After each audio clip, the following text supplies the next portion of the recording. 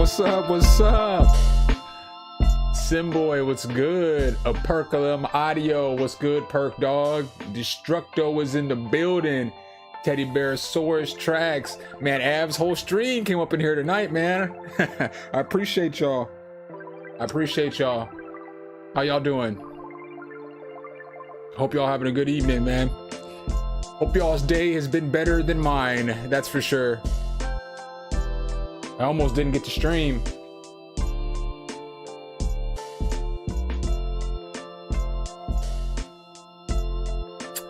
Yeah, almost didn't get to stream tonight. Waggle butt. What's good, fam? Gabby, what's good? Yeah, y'all in the building tonight, man. Appreciate y'all. I don't know what we're gonna cook up tonight, though. We gonna cook up something. Hopefully.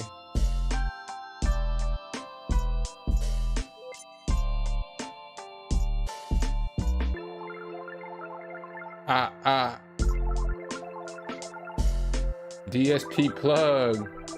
Hey, what's good, bro? Welcome. You said you always like my mixing? You always like my not all the way mixed down mixing? Get it like 75% there, 3/4 of the way there, and be like, I gotta do this video. Big T, what's good? Hit those thumbs. Hit those thumbs. All right. So let's go ahead and pause that. So let me give y'all some love. You already know what it is. Turn that back up for a second. It feels so lovely to be here tonight. What a beautiful audience. Give yourselves a round of applause. You're so lovely. Everyone's so lovely. Y'all are so lovely. Just so lovely. Yeah, man, my computer, I'm gonna have to hard reset this thing, man. So I've been messing with the Wi-Fi on it all day. But like the Wi-Fi's broke, so I had to transfer all my data from my my hard drive to an external hard drive. So I've been doing that for about 4 hours now. Spent 99% for about a good 20-25 minutes. So I don't know if that's gonna slow everything down. So that's kind of why we ain't doing a collab stream tonight, is because I can't get on the internet on this computer right now. I don't know, it's trash. I called Acer and they were like, you're gonna have to hard reset it. And I was like, oh man, I ain't trying to hard reset this thing. I've already had to hard reset it a few times, so I'm gonna have to hard reset it. So the stream will probably be over at like 12:30 or something tonight, because I gotta hard reset it. I couldn't work today because I gotta use this computer to work. So it's been a fun day. Fun day.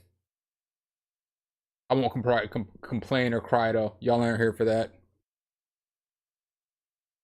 Y'all ain't here for that. Let's go ahead and open up FL Studio. I don't know what I want to make today. I don't know if I want what kind of beat y'all want to hear today.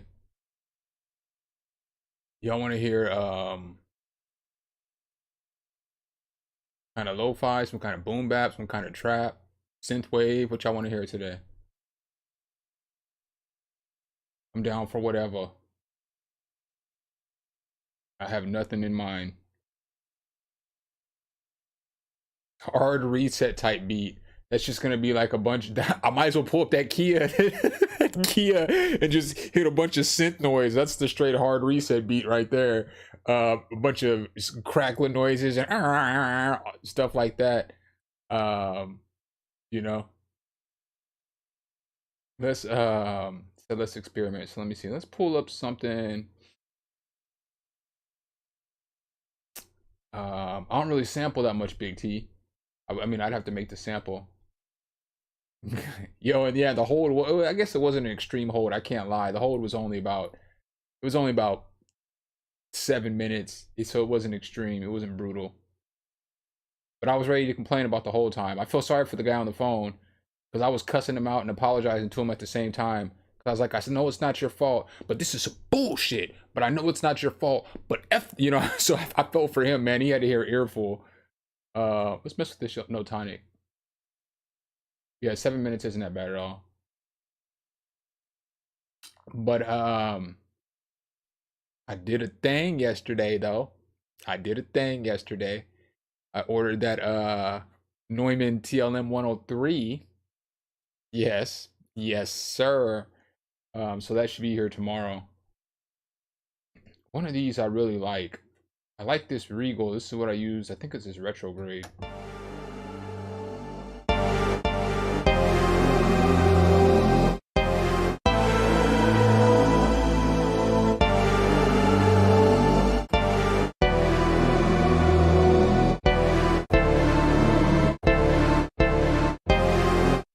I'm about to use this.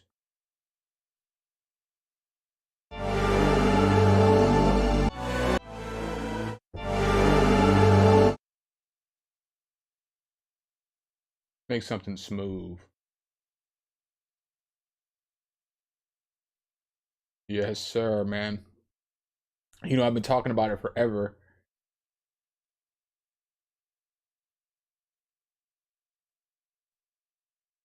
Been talking about it forever. Kari, what's good?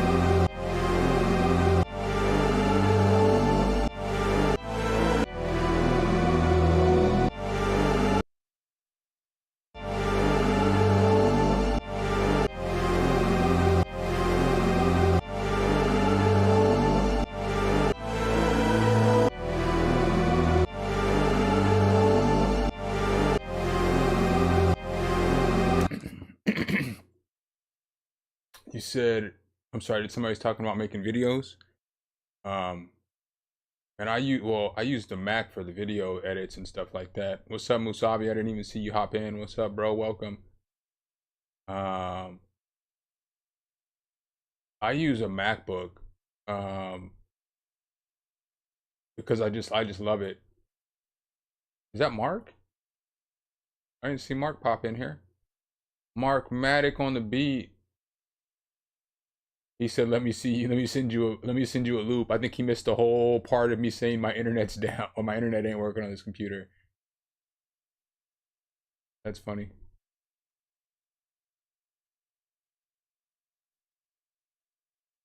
Well, I don't see you, Mark, but I seen you get tagged in here. So what's good, fam?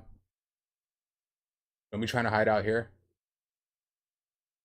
Yeah, that Kia was a plugin. It was a plugin by Kia. What's up, Creaxon? Welcome.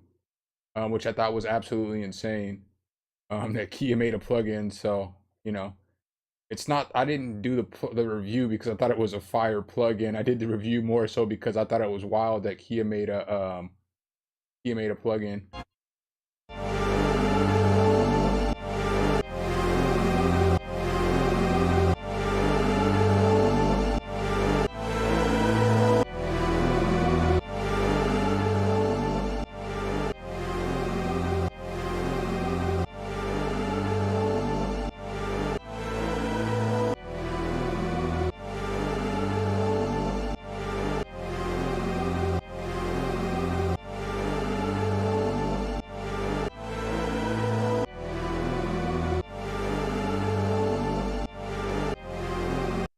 I thought it was about to freeze up on me. I wonder if that's still going at 99%. Needs to hurry up and finish up. Needs to hurry up and finish.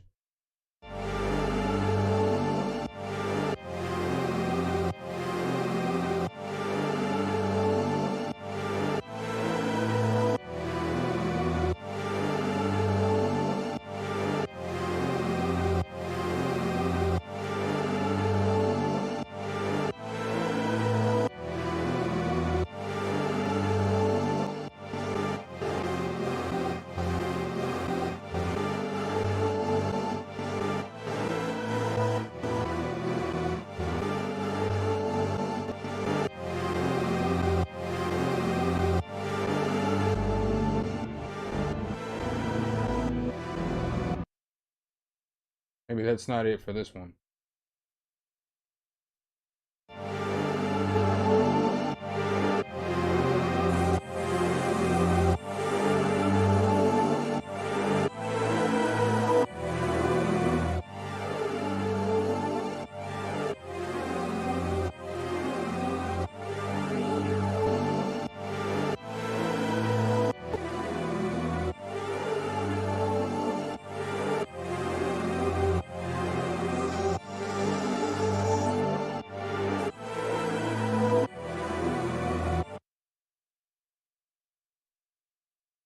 Save this real quick.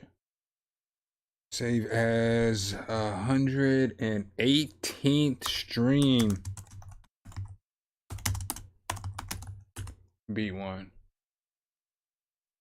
Kind of want to throw some strings up under this.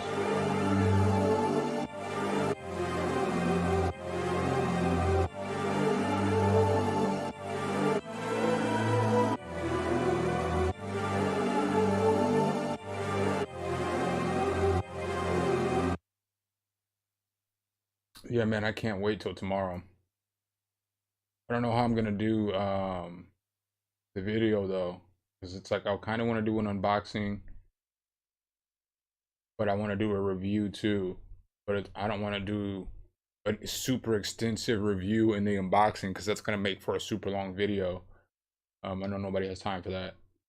So I don't know how I'm gonna do that yet.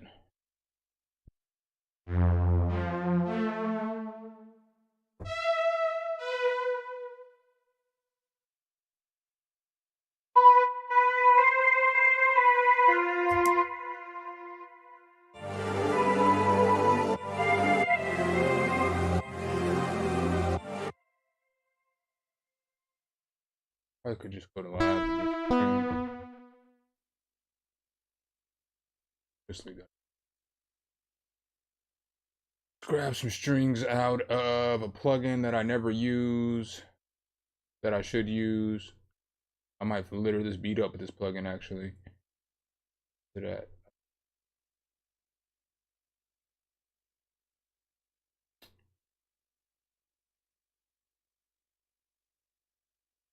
No, I'm not using the car plugin.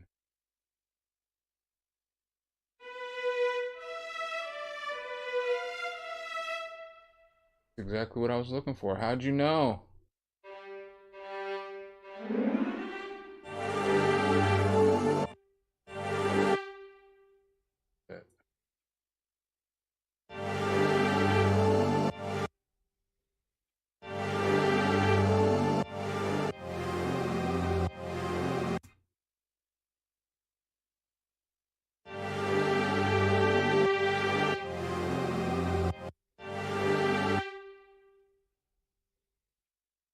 I'm gonna go up an octave though.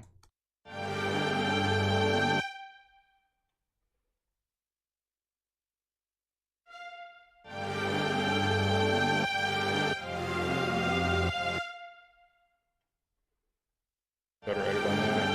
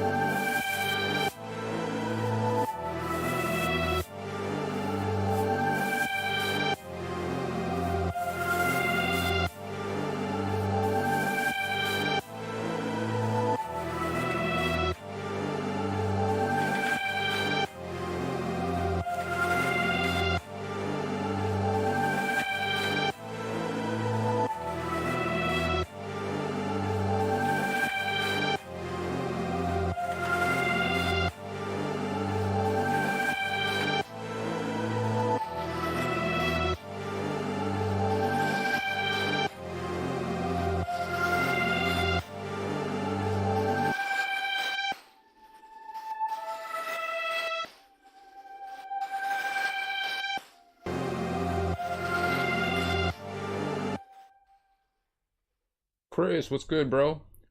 Palatins, Nepal, what's good? Welcome. It's too cold in the stream. What's good, fam? Dave Break, what's good, my dude? Welcome. In case I didn't say what's up, Musavi, welcome. Everett Bird, welcome to the party. Appreciate all y'all. Appreciate all y'all. Harry Lee with the spam. Oh, spamming. Spamming spammer. It feels so lovely to be here tonight. What a beautiful audience. Give yourselves a round of applause. You're so lovely. Everyone's so lovely. I thought I'd go ahead and drop this for y'all one time. One time. Oh my god. I be selling drugs in front of the building. Bruce Mako, what's up? Algeria is in the building. You have an album concept for you or for us? Let me know, Mark. Let me know where y'all from too. Algeria got me interested. Let me know where y'all from in the comments section.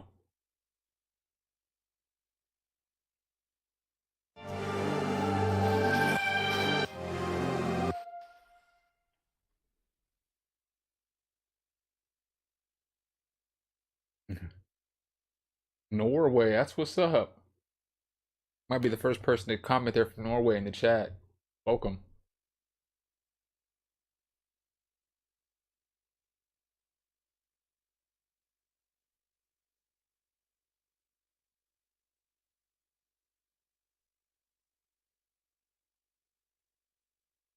Oaktown, Oak City, Oakland, Peru. That's what I'm talking about, man. I be loving these streams. Y'all don't even know. Y'all don't even know. Because it'd be like people from all over the world. I think that's super cool. I know Chris is from Bali. The Great White North. Canada is in the building. Nepal.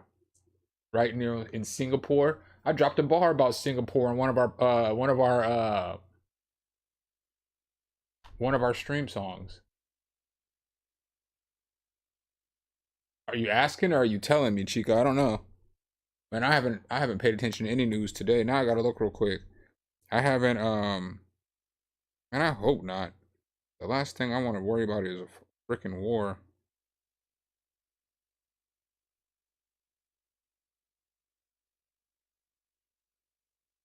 Do do do. Oh. Well.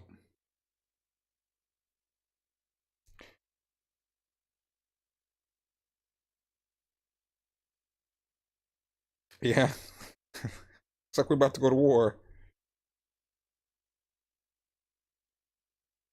That sucks. Glad I'm too old to be drafted. Um, but looks like Putin said that he was gonna he's gotta be sending a special operations into eastern Ukraine. I mean, that's probably not gonna end up pretty good. It hasn't been declared yet, but you know, the writing is probably on the wall. Looks like he's ready to roll. Yeah, you're all right. The West is just false news. World War. That's what I should have made was a World War III type beat. Kind of feeling the way this one's going though, so I'm gonna try to finish this one up real quick. On a piano. Put some kind of little piano melody in here. I kind of don't even want a melody, I just want like a piano stab.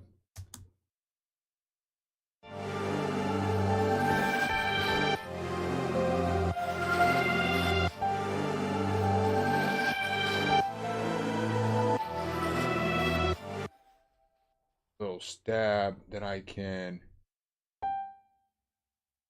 play on some effects.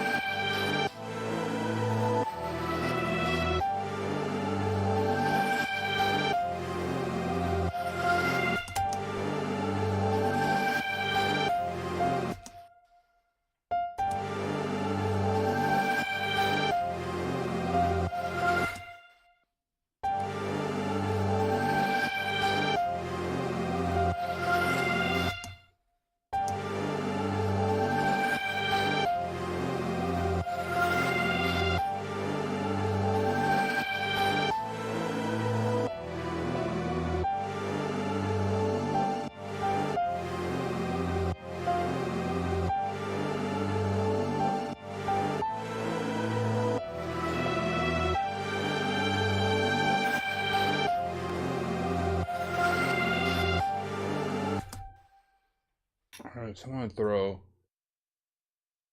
level effects on that. Super VHS on that.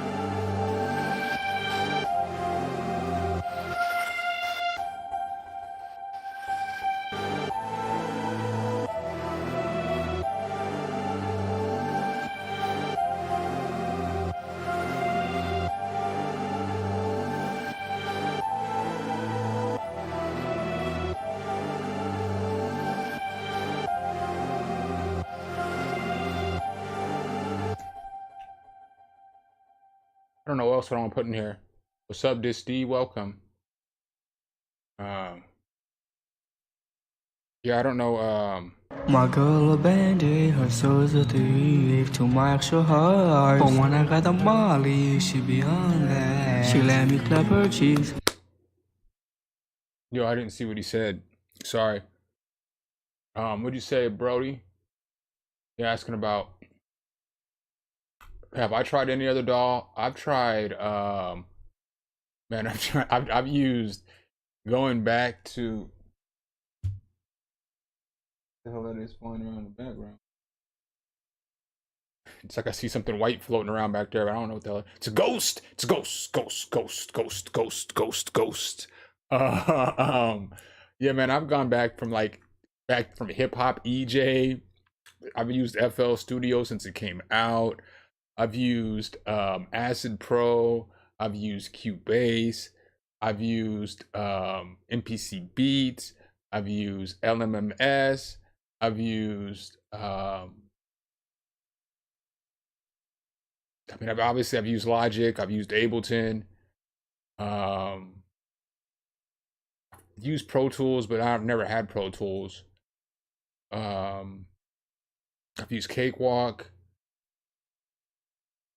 I feel like I'm missing one. I feel like I've used something else too. I mean, I've used some other little cheap too, but I can't remember what they were called. They were just like some $50 plug or $50 dolls, but this is back when dolls were all like $300, $400, $500 when you couldn't find nothing that was good that was cheap. When basically everybody just bootlegged acid and stuff like that. But I've bought some other stuff that I've used. I've never used GarageBand. I've never used Studio One. I've never used like Bitwig. I've never used Waveform. I used a trial of Serato Studio, but I didn't really get into it, so I didn't really use it. I didn't see what you asked about. What's my favorite Rhodes plugin? Free or paid? If it's paid, I would just go with I like Analog Labs. It's got a lot of Analog Labs or Omnisphere, but Omnisphere I like the Sonic extensions, the Unclean Machines. That's probably my favorite sound bank of any sound bank right now is Unclean Machines in Omnisphere. Like a lot of people reverbs, delay, saturation, EQ, mixing, mastering effect as a bundle. Let me think on that one. Because as a bundle, I don't know, but I would just recommend I would recommend Ozone and then just swooping up the other bundles. I mean, you could go, I always say getting a Waves bundle it's pricey because it's going to be like $300 unless it's on sale. I can't really look right now because my internet's not working on this computer, on this other laptop, on the one that I'm making the beats on. But if you're looking for every plugin, I mean, a gold bundle is going to have all the tools that you need, but I feel like there's better tools. But if you're just looking for the best budget for like all everything, you know, you want a new reverb, you want a new EQ, you want compression, you want a limiter, you know, you want flanger, you just want up better than the stock sounds. A Waves Gold bundle is not bad. They have a really good delay in there. H delay is one of the best delays. I think Reverb is my second favorite reverb next to Spaced Out. Um, C4 is a good compressor. I mean, they have some good stuff in there, but you could go the route of buying individual too. I know that's not what you want to do, but you can do stuff like go get a Spaced Out. That's going to be the best reverb that you're going to be using for a while. Or like Plugin Boutique has a sale right now on a SSL reverb that's typically sells for $300. It's on sale for like I think $29.99 or $39.99. If you look at one of my videos I did for Valentine's Day sales, there's a link there you could follow, and it has that reverb. It's a really good reverb. Um, you know, I mean, but if you get like Spaced Out, it's got a good delay, a good echo, and it's got a good delay. So, what's up, Rock Beats? What DAW do you use? Yeah, I don't know what. Oh, it's over here floating. Must be napkin or something. Or is this what's floating? 'Cause I see something floating. Oh, it might be a piece of plastic. Yeah, it's a piece of plastic. That must be what I was seeing out the corner of my eye. I was like, what is floating over here? I mean, Fab Filter's good, but I didn't know if he wanted to spend $1,000 for the whole Fab Filter bundle. I don't even have that bundle. I can't feasibly see myself spending that much money on a bundle at one time right now anyway, because I have so much other stuff. Even though I really want that Fab Filter EQ, but I just haven't got it yet. I really want it though, man. I really want it. Like, y'all don't even know. I really want that EQ. That's one of the plugins I really want, but I just don't want to spend. I just don't. I can't feasibly spend $179 on it when I'm pretty sure they're going to come out with the new EQ anytime now, because it's about time for Fab Filter to come out with something like, you know, a new EQ, you know, with something, you know, different. It's about time. So I would hate to buy Pro EQ 3 and then Pro EQ 4 come out and I'm like, oh, I don't even have the newest one and I just dropped all this money on it. Um, so JFlow Pro, what's good, fam? Mobile Music Pro. These are the 900s. I like these a lot. I like these a lot. These are my favorite headphones. Granted, they're my best headphones, so I'm not even gonna cap. But I have a pair of DT 770s. I like them a lot. I have some M Audio or Audio Technica M50s and M30s. I like all the barrel dynamics. Those are my favorite too. And then the M50s, the M30s. I have a pair of AKG K240s. I don't like those at all. Then I have some other wireless headphones too that I got sent out to do a review on. But you know, I love these headphones though. I really do. I might even send out the cap. I really love these. What's up, Vice? And then I still didn't see what he said about Omnisphere. Y'all know I can talk about Omnisphere.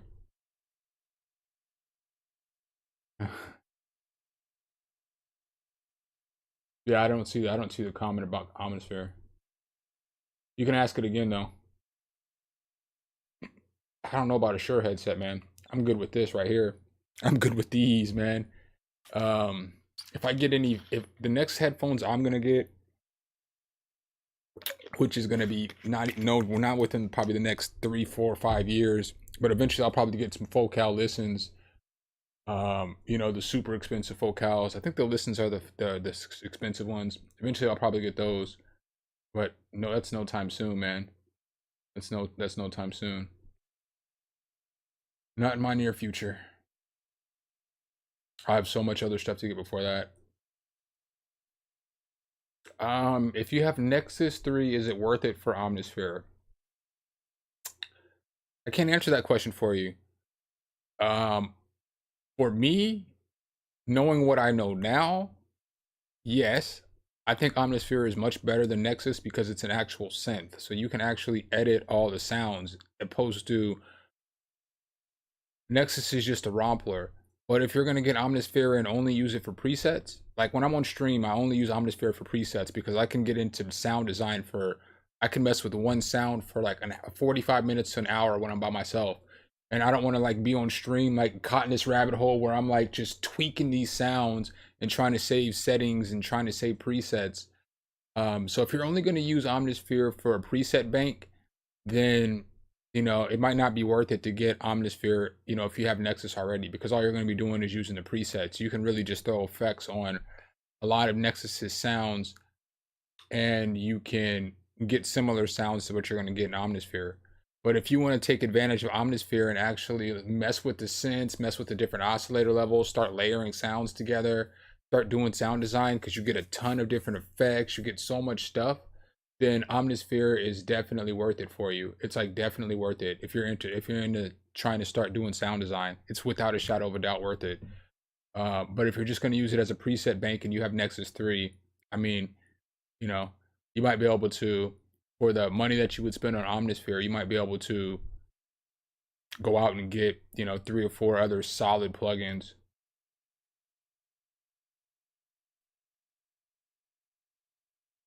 Did you pay for FabFilter, Chica, or did you pirate it? Because I can't do pirated, and we can work something out. You know what I'm saying? If it's a paid version, we can work something out where I gotta transfer a license or something. We can figure something out, and I'll make it good for you too. So whether it's yeah, we can do some production lessons or whatever. You know, I don't want to just take it for free. Obviously, that's not what you're saying either. I see you're saying you want some lessons and learning, so I can teach you a whole bunch. We can do some lessons. That'd be a fair trade off to me. Because then you wouldn't have to spend any money, and I would get FabFilter. I wouldn't be able to tell me nothing once I get FabFilter though.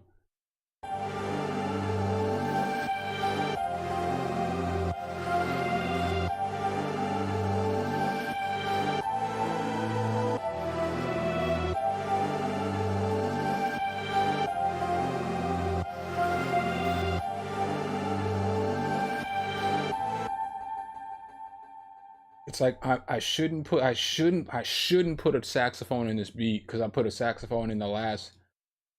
We put a fat saxophone in every beat we made in the last 2 weeks, but I really want to put a saxophone on this beat because it's kind of dark.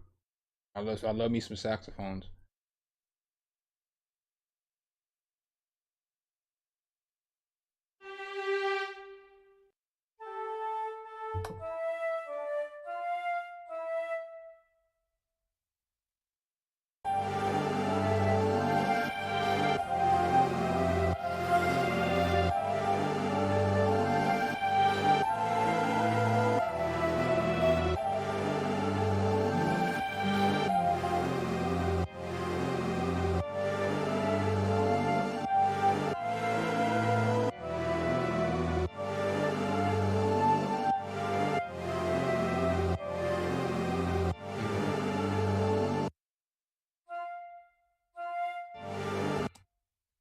Then I don't know.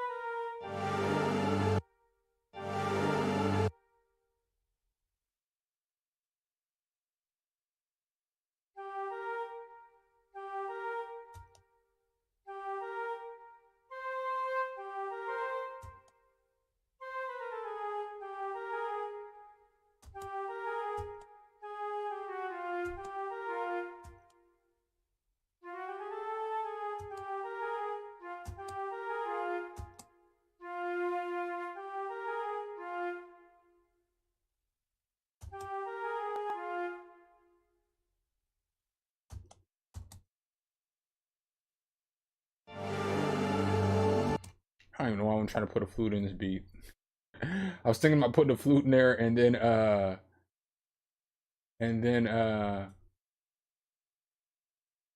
putting halftime on it, but I don't know if I want to do that.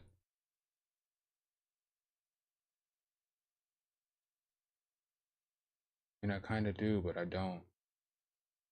I just don't like how that was sounding right there.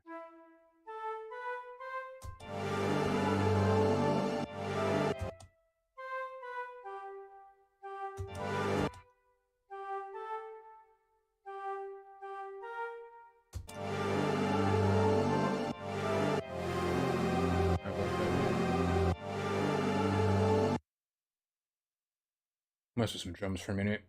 We'll throw some drums up in this birch. I'll figure out the counter melody here in a minute. Some good drums.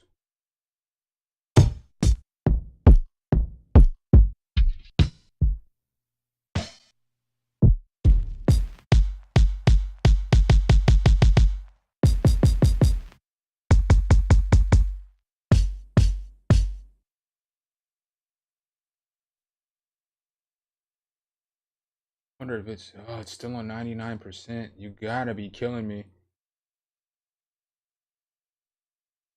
You got to be kidding me.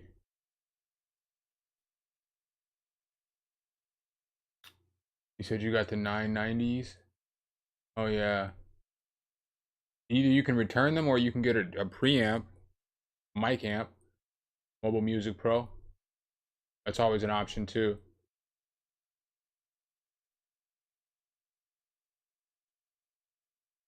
That's dope. Making some moves. You weren't here when I told him earlier, Jay. I finally caved and got the Neumann.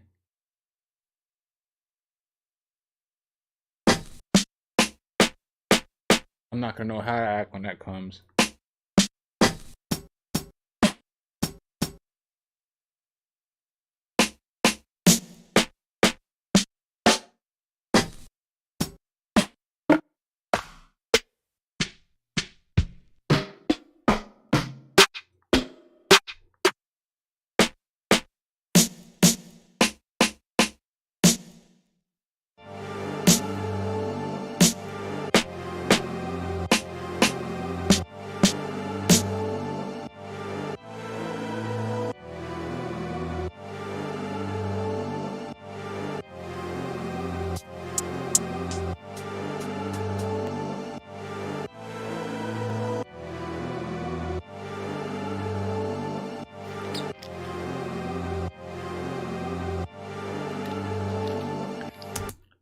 I don't even really want to finish this beat. I kind of want to.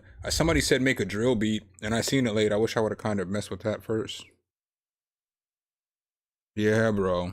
It's about to be on, Jay.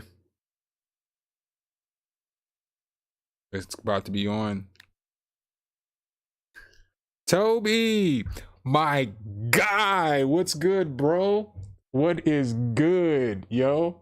Yo, if I would have seen shoes, I would have known it was you anyway, man. That's my dude. I don't even know, man. Me and Toby go back like 2 flat tires. That's like a real life, like homie, man. We go back. That's my dude, man. Good dude. Very solid dude. Glad you can join the live stream tonight, bro. Just in here chilling, making some beats.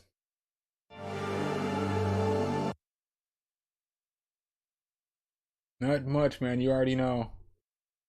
I'm out here trying to do better today than I was yesterday. Struggling a little bit, but it's all good, man. How you doing, man? How's the baby?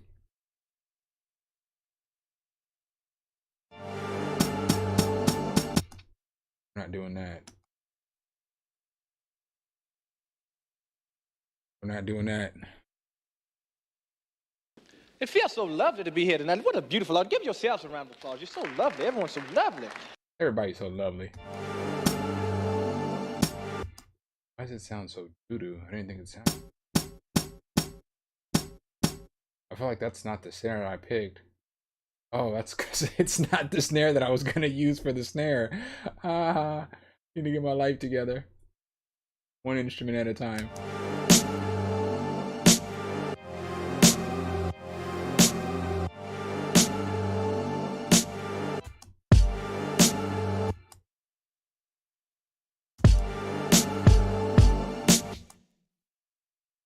I know. I know I do.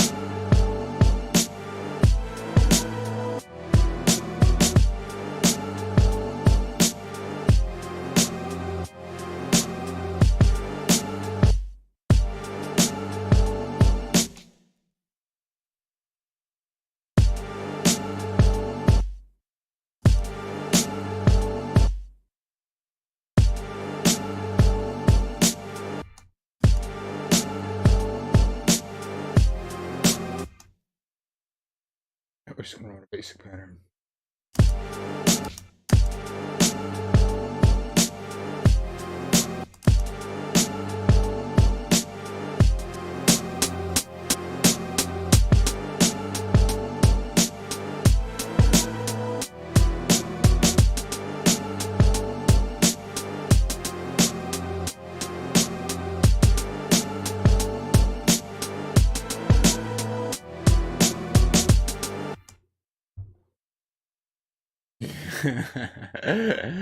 Yeah, man, I've been like Toby already knows, man. I've been doing this for a while, man.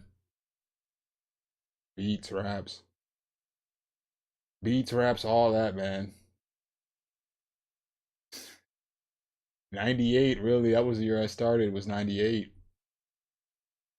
We was doing like when I be telling y'all we was doing like school talent shows and like rapping at like school like shows like the school Mr. Bellevue West pageant and like all that stuff, like the dances and all that stuff. I'm not playing. We were definitely doing this shit back in the day. I remember one time, I never told y'all this story. So we had to do we had this show, and it was at the Mr. Bellevue West pageant. And everybody got to do their talents and stuff like that as one of the acts. And they stuck me and two of my homeboys, they stuck all of us back to back to back because we were in a group, and they figured it would be easier to just stick us all back to back to back because we were all doing a couple of songs for our show, because I think we got 7 to 10 minutes or something like that. And so all three of us, we were in the group together, and us three were the group. And they put us back to back to back, which was the absolute worst thing they could have done, because then it turned into people doing their part in the contest to us doing a 30-minute show in the middle of the contest versus, you know what I'm saying? If you get what I'm saying, like it was like we basically took up 30 minutes of the show. And then I remember at one point in time, I forgot some of my lyrics because I was still super young, and we hadn't we practiced all the time, but we hadn't really done a whole bunch of shows. We ain't never performed for 30 straight minutes. That's for damn sure. And so I completely forgot my words, and I started freestyling. I'm up on the stage just cussing up a storm. You know what I'm saying? Like at the school pageant, we get done, and my homeboy Tone, this dude, as soon as we got done, he slammed his mic down on the ground like we was a real rock, or a real group, like a famous group anyway. My man broke the sound system, and for the rest of the night, there was like this crackling sound and like this huge auditorium at the school. It just just jacked up the sound system, and I mean, he didn't know it was gonna happen because we never performed like that, and so we'd only performed a couple of times at that point. But it was just fun. It was just funny. It was super funny. Super funny. Um, I don't think he is going to be the next big name in VSTs, but I mean, I like I'm happy that they did what they did, though. I'm happy that at least they're trying. You can't be mad at somebody who makes anything and gives it away for you for free, unless it gives your computer a virus. You know what I'm saying? But like, I always say, like, that's why I don't do bad reviews on free products, because there's some YouTubers who like do similar stuff to me. I'm not naming anybody, I'm not calling anybody out. More power to you. I support you, do your thing. But the reason why I don't do a review on every single plugin is because I'm not here to just doo-doo on every single product, especially if it's a free plugin, because this person's put in hundreds of hours creating this plugin. They put it out, it might have some practical use for somebody. Just because it doesn't have practical use for me doesn't mean that it's fair for me to just take this plugin and then just crap all over it. So that's why I don't typically do a whole lot of bad reviews, is because people put a lot of time and effort into making these plugins. Now, if it's something that people are overpricing and I think that it's a decent plugin, I might do a review on it, and I might focus on what's not good about the plugin and what's good on the plugin. I think that's always fair, is to talk about positives and negatives. But if something's just trash and like you haven't even tried it out, and in the middle of your demonstration you're like, oh, well, I guess this doesn't work. Well, you're supposed to know before you tell people to go get it. You know what I'm saying? Like, we're not supposed to find out together. You know what I'm saying? Like the point of the video isn't for me to click on your video and then we find out together that all three of the plugins that you're doing a review on today are trash. You know, you should at least be able to tell me beforehand, not find out with me. You know, don't waste the subscribers' time. You know, because I see some reviews, and again, I'm not knocking anybody. I understand how hard I understand how hard doing YouTube is. I understand how hard it is to create content, to continue to come up with content, to be original, to try to find your own lane, to try to grow your channel. I get how hard it is, but don't waste my time with some nonsense that you know that you shouldn't be promoting on your channel. That's why some people don't come back to your channel. Or when they ask me, I have like YouTubers who are smaller than me, they ask me, how did your channel grow so fast? I mean, I don't know if I really want to say it's fast, but I've only had the channel for like 2 years, so we're about to hit 10K here pretty soon. So for most people, that's pretty quick. And I'm just like, man, I try not to promote garbage on my channel, and I try not to promote anything that I wouldn't use. You don't want to have a video where it's a garbage plugin, and that's the only time somebody sees you and you promote that garbage plugin. They ain't coming back. You know what I'm saying? Like, or if they come back and the next plugin, the next review is another garbage plugin, good luck getting them to come back. They're not going to come back and watch your content because you're promoting garbage stuff. So, that's part of why I'm like I am, is because it's like, I don't want to be fooled. I don't want to be clickbaited. So I try not to make clickbaity titles. If I make a clickbaity title, that's really how I feel. You know what I'm saying? Because most of the time you guys will see I'll put like free lo-fi plugin, or the name of the plugin, you know what I'm saying? Or Kia made a plugin. That wasn't clickbaity. That was for real. Like, Kia made a plugin. Like, I can't, it's kind of crazy. But if I'm like, this is fire, that means I absolutely think that plugin is fire. I mean, I think it's probably one of the better plugins that I reviewed, and I think it's really fire. But with that being said too, sometimes I may not think something's just the most fire plugin, but it might be the most fire plugin for you, because every plugin has a different application for everybody else. And so that's why with the reviews, I try to, show you like how it sounds on a piano, how it works on some vocals, how it sounds on, guitar, how it sounds on some drums. Is because there's different strokes for different folks. And I understand people use things differently. So just because I'm not really going to put reverb on a drum doesn't mean somebody else isn't going to put reverb on a drum. Just because I put distortion on an 808 doesn't mean other people aren't putting distortion on pianos or flutes or all kinds of other different stuff. And so that's why in the demonstrations, I try to demonstrate how many different things that you can use these plugins on. And then you could also take that knowledge of what I'm trying to show you, like what you can use these plugins on. And even if you don't like that reverb, you can start doing that with your reverb. You can apply that to your reverb. Or if you don't like the distortion that I'm using, now you know of new ways to use distortion, or use different ways to use filters, or different ways to do stuff. So I don't think we're going to hit 10K by March 1st. I think we'll hit 10K by like March 7th. January was crazy month. Maybe not even March 7th, maybe like March 9th, but it's kind of slowed down a little bit. January is crazy though. January is crazy, man. I was getting like 60, 80 subscribers a day. It was crazy. But January and February are typically slow months. So I was honestly shocked that January is my best YouTube month, because January was crazy. But I'm still probably going to get, almost 100,000 views this month, which is my second best month, on a short month.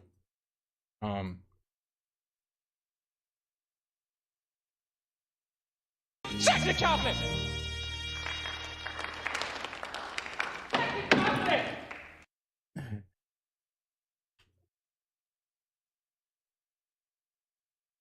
Yeah. Just like my man dropping the mic. But it was like all night, it was crackling, and it was funny.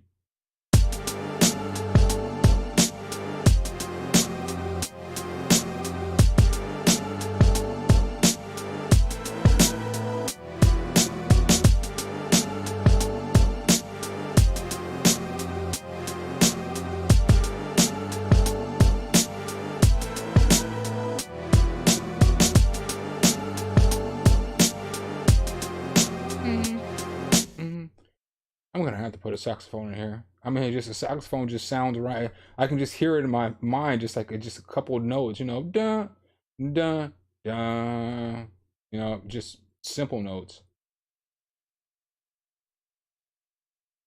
Doesn't have to be too much.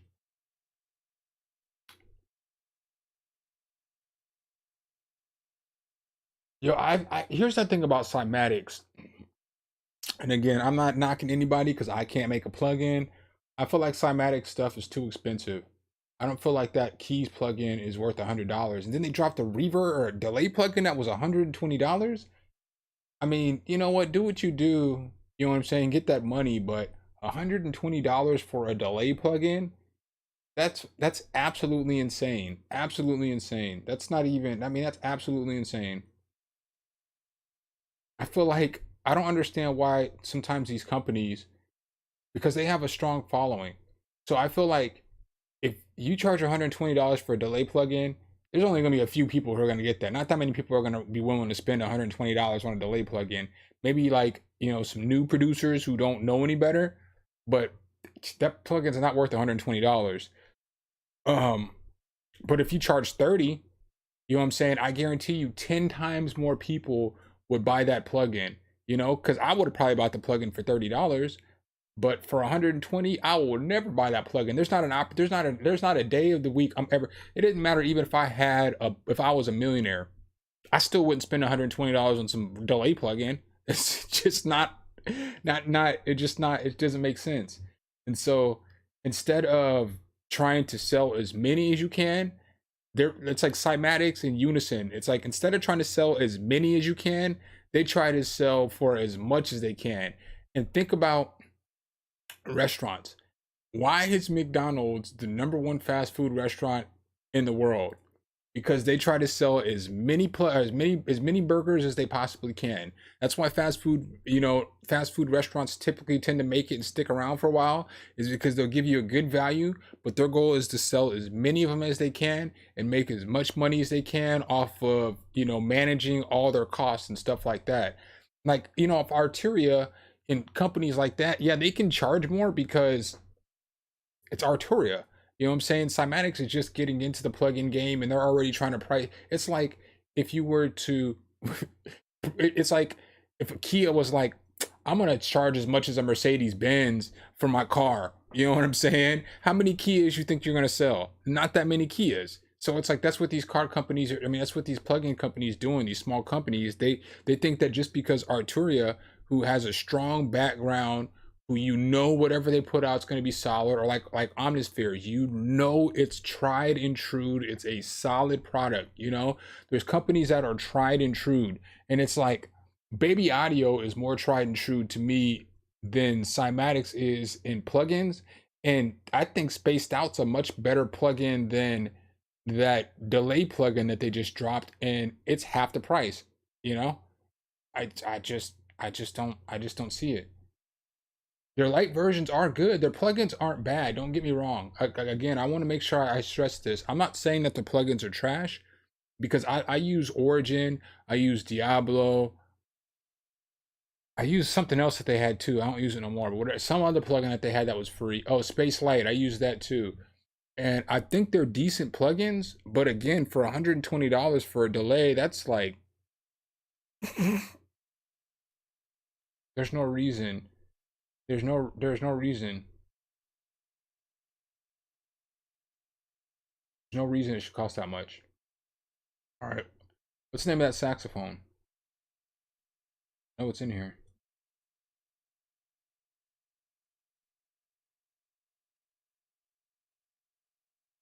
Tenor sax. This saxophone has been on every beat that's been made on this stream in like the last 2 weeks. When I'm not using it, somebody else is sending it to me. Like on the collab songs, it doesn't matter. It's getting on a beat.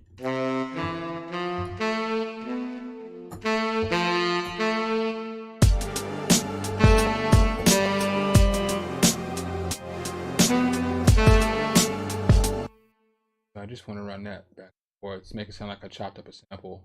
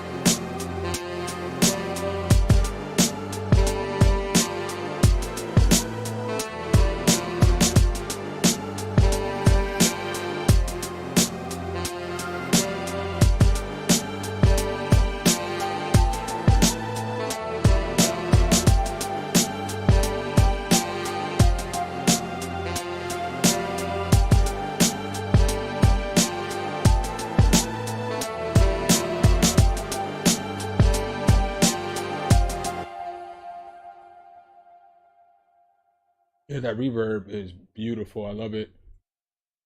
A new 808 here. Sai, what's good, bro? Salters, what's good? What the is juice?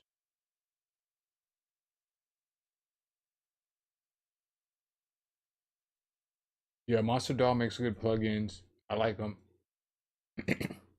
Yo, Unison Chord Pack is a rip. Yo, anybody who needs a chord pack, if you need a free chord pack, I got a chord pack right here for you that is absolutely free. It's called Chord Templates. Oh my God, why didn't nobody say? Have y'all even told me that y'all were looking at me the whole time? Y'all didn't want to look at the beat. Yo, that's why I rock with y'all heavy. Is that I'm a clean hour into this live stream. I haven't even paid attention and noticed that I don't even have the screen on until right now. Um, Yo, my bad about that, y'all. That's my apologies. Oh, that's funny. That's super funny. Let me take this image off for just 1 second. All right, so oh, that's funny. That's hilarious. Nick Cannon's hilarious, Dad. Um, yeah, that's absolutely funny. That's the funniest thing all day long. Y'all just looking at my big head and I'm just talking. And, yo, there's been a point in time where I haven't even been saying nothing for a few minutes. I rock with y'all, man. Y'all don't even know. Y'all don't even know. I mess with y'all heavy, heavy in the paint. Sometimes you just gotta let me know. You know, we be idiots too on stream sometimes, man. That wasn't intentional. Um, but yeah, this if you're looking for a chord pack, um, there's one. I did a lo-fi video, and if you just go look at the top, whatever lo-fi starter pack or whatever video I did, there's this chord pack, and this chord pack has all kinds of different chords. So it's got blues chords, but then it's got all kinds of chords. So you look here, it's got all your augmented, diminished, all that other stuff. And then you break it down, the folder gets even bigger. You know what I'm saying? So it's got different inversions, sevenths, ninths, um, whatever it is that you're looking for, 11ths. And then when you come down to like major or minor, it's the same thing. It's got like, different chords from all different um major, minor, and then it has progressions. And so then it has a bunch of progressions here. And so then it has even more progressions. So it's got 12 bar progressions. I mean, it just has a lot of different stuff in here. Chorus chord progressions, verse chord progressions. You know what I'm saying? And that's just A major. So all those chord progressions I was just showing you was just for A major. So it's got like different chord progressions for every note. And then but that was just in blues. So then you can go to country, jazz, pop, rock, whatever it is that you want to go to. So it's got a ton of different, and it's a free pack. So it's definitely a good pack, man. It's definitely a good starter pack. I would definitely recommend that over Unison because it's free,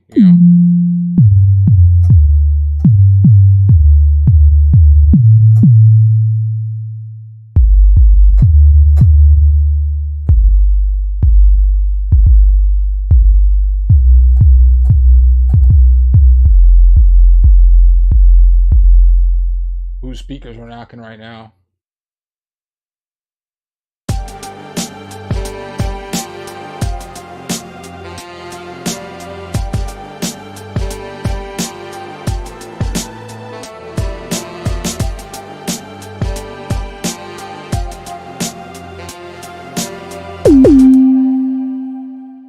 On my ears, though.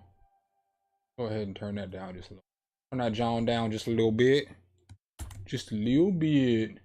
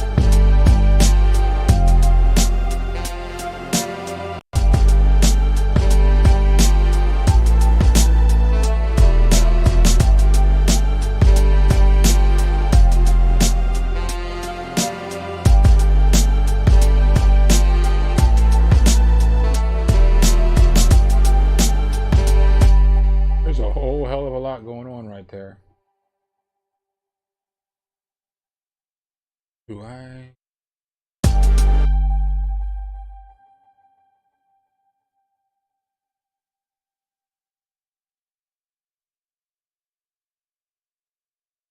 Control L.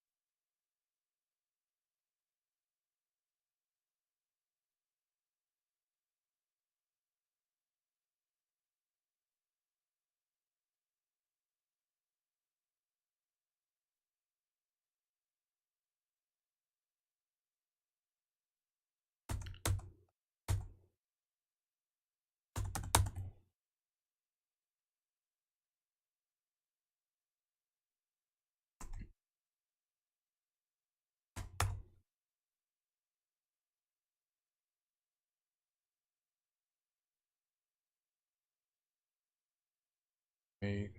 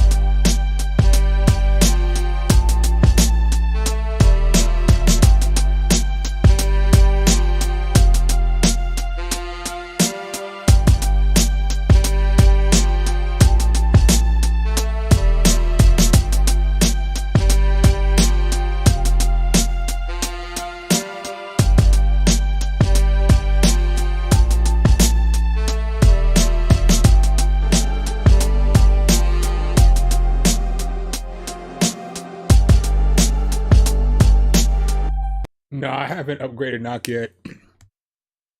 I haven't what did I do? What did I do since the last stream? I streamed Sunday. I feel like I put a video out on Monday, right? Did I put a video out on Monday? Maybe. I think I put a video out on Monday. I put out the arcade video on Monday, and then Monday night I didn't do anything. I just did some kind of researching, and I don't remember what I did Monday night. I think I just spent the night like researching stuff, just like looking at stuff, making sure that the Neumann was the right decision. I think I spent a bunch of the night doing that. And then last night I did the video for today, the Kia video after I got off work. So I didn't really mess with not. Yeah, I was thinking about doing me and Chris were, yeah, as you were saying that, Chris, I was thinking about doing a comparison of arcade and chromatic because I want to make sure that you understand, because I know sometimes we get lost in text. And so I'm pretty sure since you're on the channel, you know me, you know I'm not like F you, Chris, blah blah blah blah blah. No, what I was just trying to say was that, and I could speak it better now. So I know that like chromatic is like you can get some free samples and stuff with it, but like with chromatic you can't do everything that you can do with arcade. Like arcade you can like go in and actually chop the samples, and you can just do much, you can do more with it.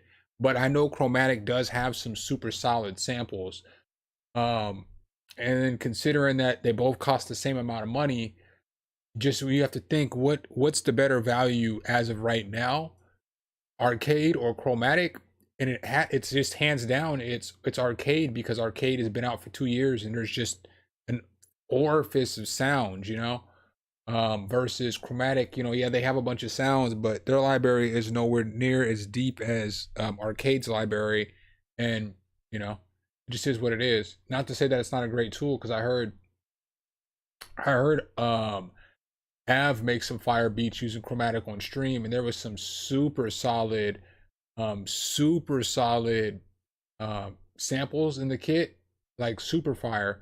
But I just have to think to myself, do I feel like exporting the sample out, putting it into another machine that I can use as a sampler, chopping the sample up, or do I just, can I just use arcade and it finds the key for you?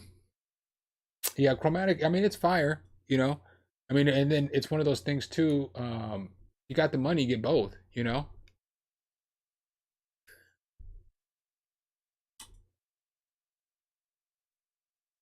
I use Musabi, I use DaVinci Resolve, but I also have Final Cut Pro as well. DaVinci Resolve is free and it's super solid. It's super solid.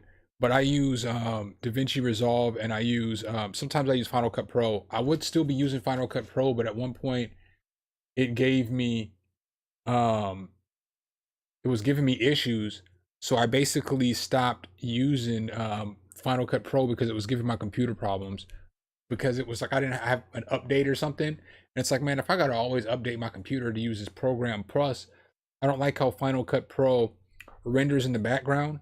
And when it renders, and every time you're doing a video, every time you cut something and delete something, it renders a video.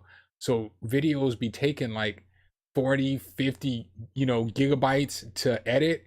And then before you know it, you've edited like 7 videos and your whole entire hard drive is filled up. And so it's like, yeah, you can delete it and stuff, but it's just a hassle. I just don't like that. I think that's a terrible feature. And DaVinci Resolve, it exports my 4K videos, and like it'll export an 18-minute 4K video in like 9, maybe 10 minutes on my MacBook, where Final Cut Pro it's going to take 25 minutes to export. So seeing how like I do videos at night, it'd be like 5 o'clock, 5:20 in the morning, and the last step to me going to sleep is the video finishing exporting so that I can upload it. And so going to bed 16 minutes earlier is also a selling point for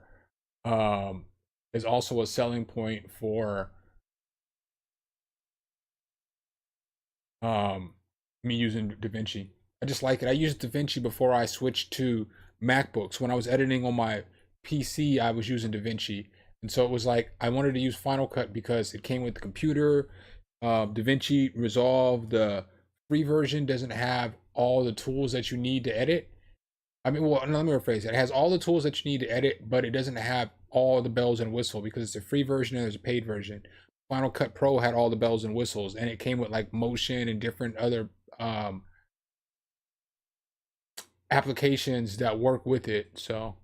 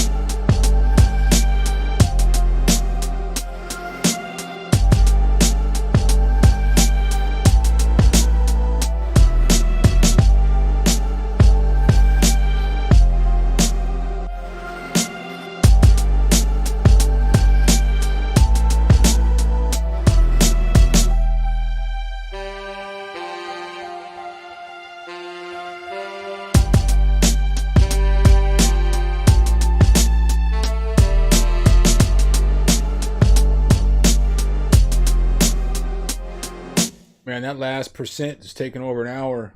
It's taking like 2 hours for that last percent. Like, we'll get it done when we get it done, player. We'll get it done when we get it done. I don't think I'm gonna mess with that no more. I think I'm done with this. I don't mess with that no more. So I think I'm gonna try to I don't even know if I want to make another beat because I know as soon as this finishes, I need to get this figured out. My internet not working on this computer. I wish Liam was here because Liam's a freaking computer technician, so he might be able to walk me through whatever is the problem. Even though I tried walking through with Acer, but like it doesn't even bring up. It doesn't even bring up my damn wireless internet. Like typically you just click on this and then it'll give you the options and everything, and then like over here I got nothing. Like when I push show available networks, it doesn't even show me my available networks. And y'all obviously clear as day I have the internet because I'm streaming to y'all.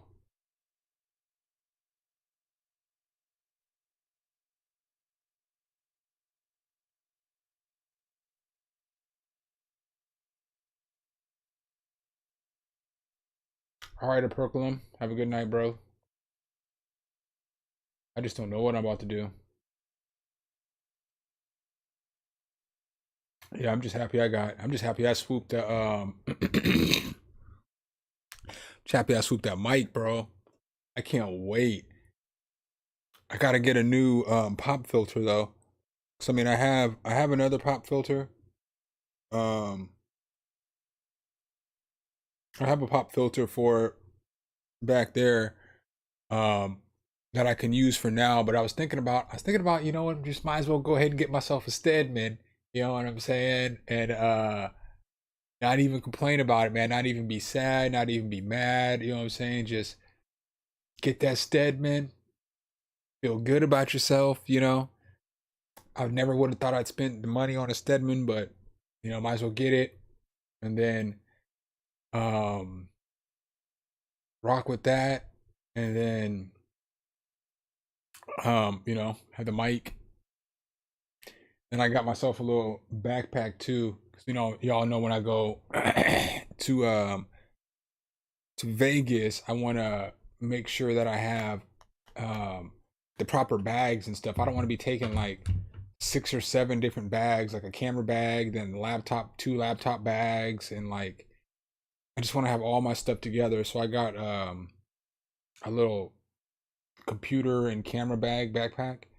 So I'll be able to fit like, you know, my like camera, my lens and stuff in there. I'm hoping that I can fit both my laptops in the back because they're both pretty thin laptops or thin laptops. So hopefully, you know, they're as thin as an old. Both of them together is as thin as an old school like thick laptop. So hopefully I can get both those in there, and then I can get like,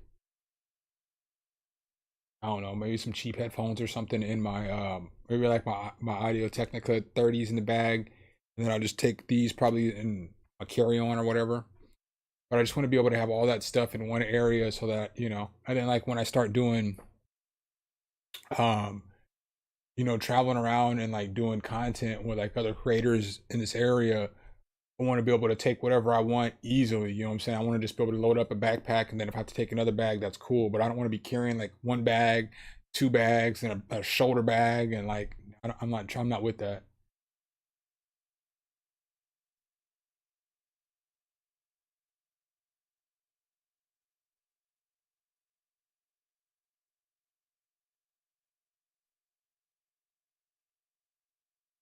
Yeah, perk dogs, good people. Yeah, I want to those head. I remember I looked them up, them headphones, and I was like, oh my god, Destructo dropping bank on some headphones. My man got the straight baller status headphones. Me, I got the baller on a budget type headphones. But I like them, man. I like them. And I do gotta say, super shout out to the people over at Sweetwater. Cause dude, when I tell y'all I rock with that dude Adam at Sweetwater, I rock with that dude Adam at Sweetwater. I paid for the mic that I got, but my man did something for me that was super solid that they don't do there. So I mean, I'll always shout out Sweetwater, man. And I wish I could tell y'all, but I can't because he's flat out said we don't do this. But I got you. So I was like, thank you, man. I appreciate you. Um, but super solid, dude. Super solid. Super solid. That's why I love Sweetwater, man. I love Sweetwater. I love them. You talking about Mikari, or you talking about Destructo? Destructo's got the headphones. Um, yeah, I feel you on that, Destructo, but at least, you know, you got something that you know it works for you, you know? Like, um, you know, that's the biggest part, you know? That's the biggest part. I got you know, I'm glad I got these, you know. I just am, you know. I feel like I can do I feel like I can with these I can get mixes like 95% of the way done. And a mix that's 95% of the way done is good enough, you know.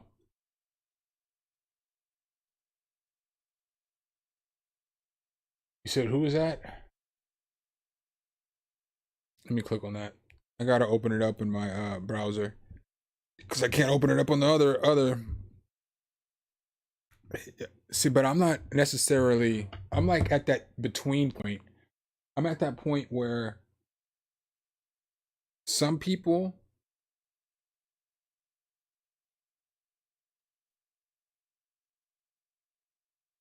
I'm at that tween point where like I people are starting to recognize my channel.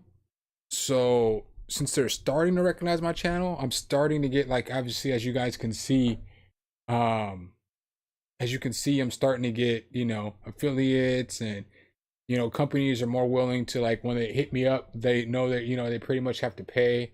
Uh yeah, I'd have to hit them up, but it's too late now. I already got a bag. I guess I could send mine. I probably wouldn't send mine back.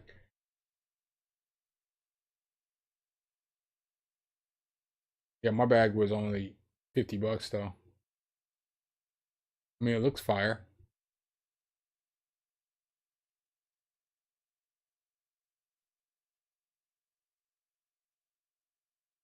Yeah, it looks fire. Yeah, I'll keep that up and check them out maybe afterwards. Maybe I'll hit them up and see. Uh, and see.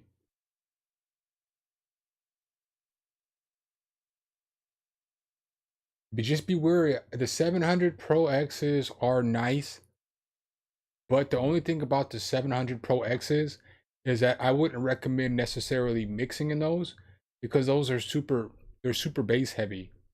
But they're a great sounding headphone. They're a great listen. Like, if you're like for listening to music or I would just wouldn't make my super critical mix decisions with the 700 Pros. Um because they're super bass heavy.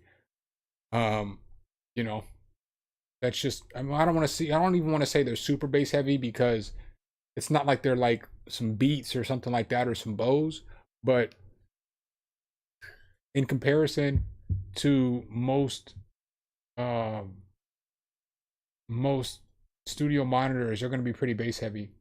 But they are on sale right now. I don't know if you saw that. They were on sale. They're like $50 off or something. The I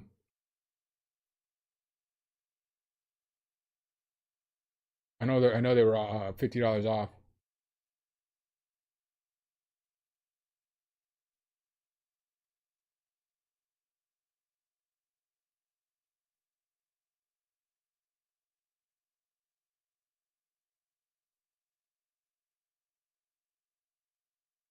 Yeah, I can see, man. Like I said, I don't know if I'm really if I'm really their target market yet. You know what I'm saying? Like they might not be trying to mess with me yet because I only got 10K subscribers. I was in an Uber today, and I was talking to the Uber driver.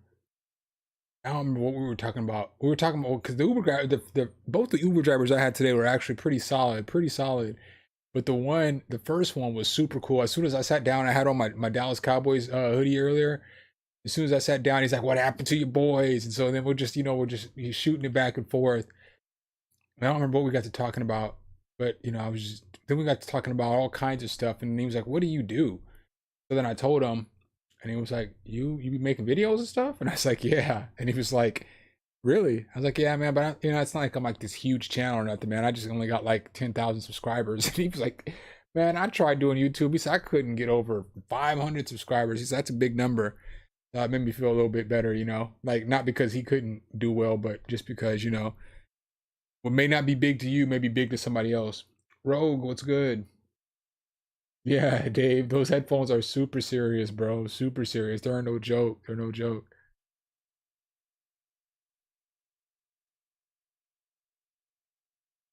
Yeah, I don't hear high frequencies the greatest either. But I have issues. I'm definitely not by no means trying to downplay Destructo's ear because his ear is much worse than mine. But like I be having issues like all the time. And my issue is like right now. So this ear right now, I can't hear 100% out of. I could probably only hear about like 85% out of that ear. But it's like whenever seasons change, I be having issues with like my sinus cavities and like the side of the face swells up. And so then it it makes my eardrum smaller if that makes sense to you guys. So it gets bigger here and then I can't hear as much out of there. And so a lot of times it'd be like a month, 2 months 2.5 months where like one ear sounds like I just got out of the pool. And that's like how I can hear like for like forever. So sometimes when I be like making these beats and stuff, I'd be like, after my ear is back to normal and I go back to listening to everything that I did, I'm like, I can't believe that I mixed some of this stuff down so well, because it's like I can't even hear out of one of my ears. I'm just guessing. At this point, it's just basically a calculated guess. Um, you know, just a calculated guess.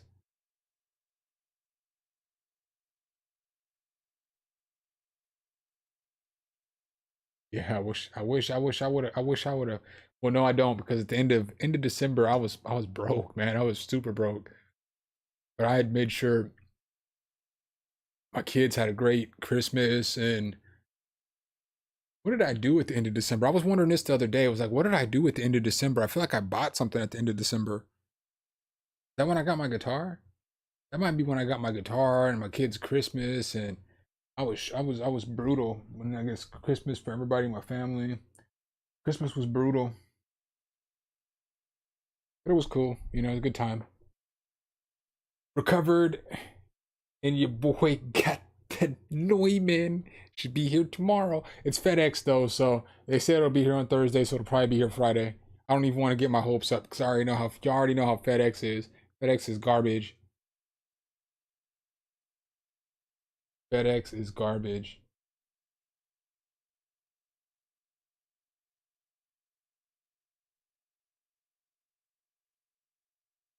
I need to do something. I need to figure out how to get this problem, because I didn't know. It's like you don't know sometimes. I remember the first time that this happened, I thought that I was I thought I was going deaf, because I think I was like 30 the first time it ever happened. I might have just turned 30. And I told my ex-wife, I was like, I can't hear shit out of this ear. And she's like, you're just saying that because you don't want to listen to me talk. And I'm like, nah, I for real can't. And then I was having migraines real bad. I thought I was dying, man. I didn't know what was going on. Because that was probably the worst span of life that I had my migraines. It was really bad. It was every night. And then I'd quit smoking. Um, so I quit smoking weed. And so it was like I quit smoking. I was having these terrible migraines. My ear was killing me all the time. I didn't know what was going on. I was on probation, so I couldn't start smoking again. So it was like it was brutal. I was a brutal like 6 months of my life, because the ear thing went on forever. And then it sucks when, like, you're like, you got this ear issue and you're at work and people are talking to you and they're all in your ear that you can't hear out of, and you're like, what, and they're like, dude, you're too young to be wetting us. No, I don't have an ear infection. It's just how my ear gets. It's just when I get my sinus infections, clogs up the ear.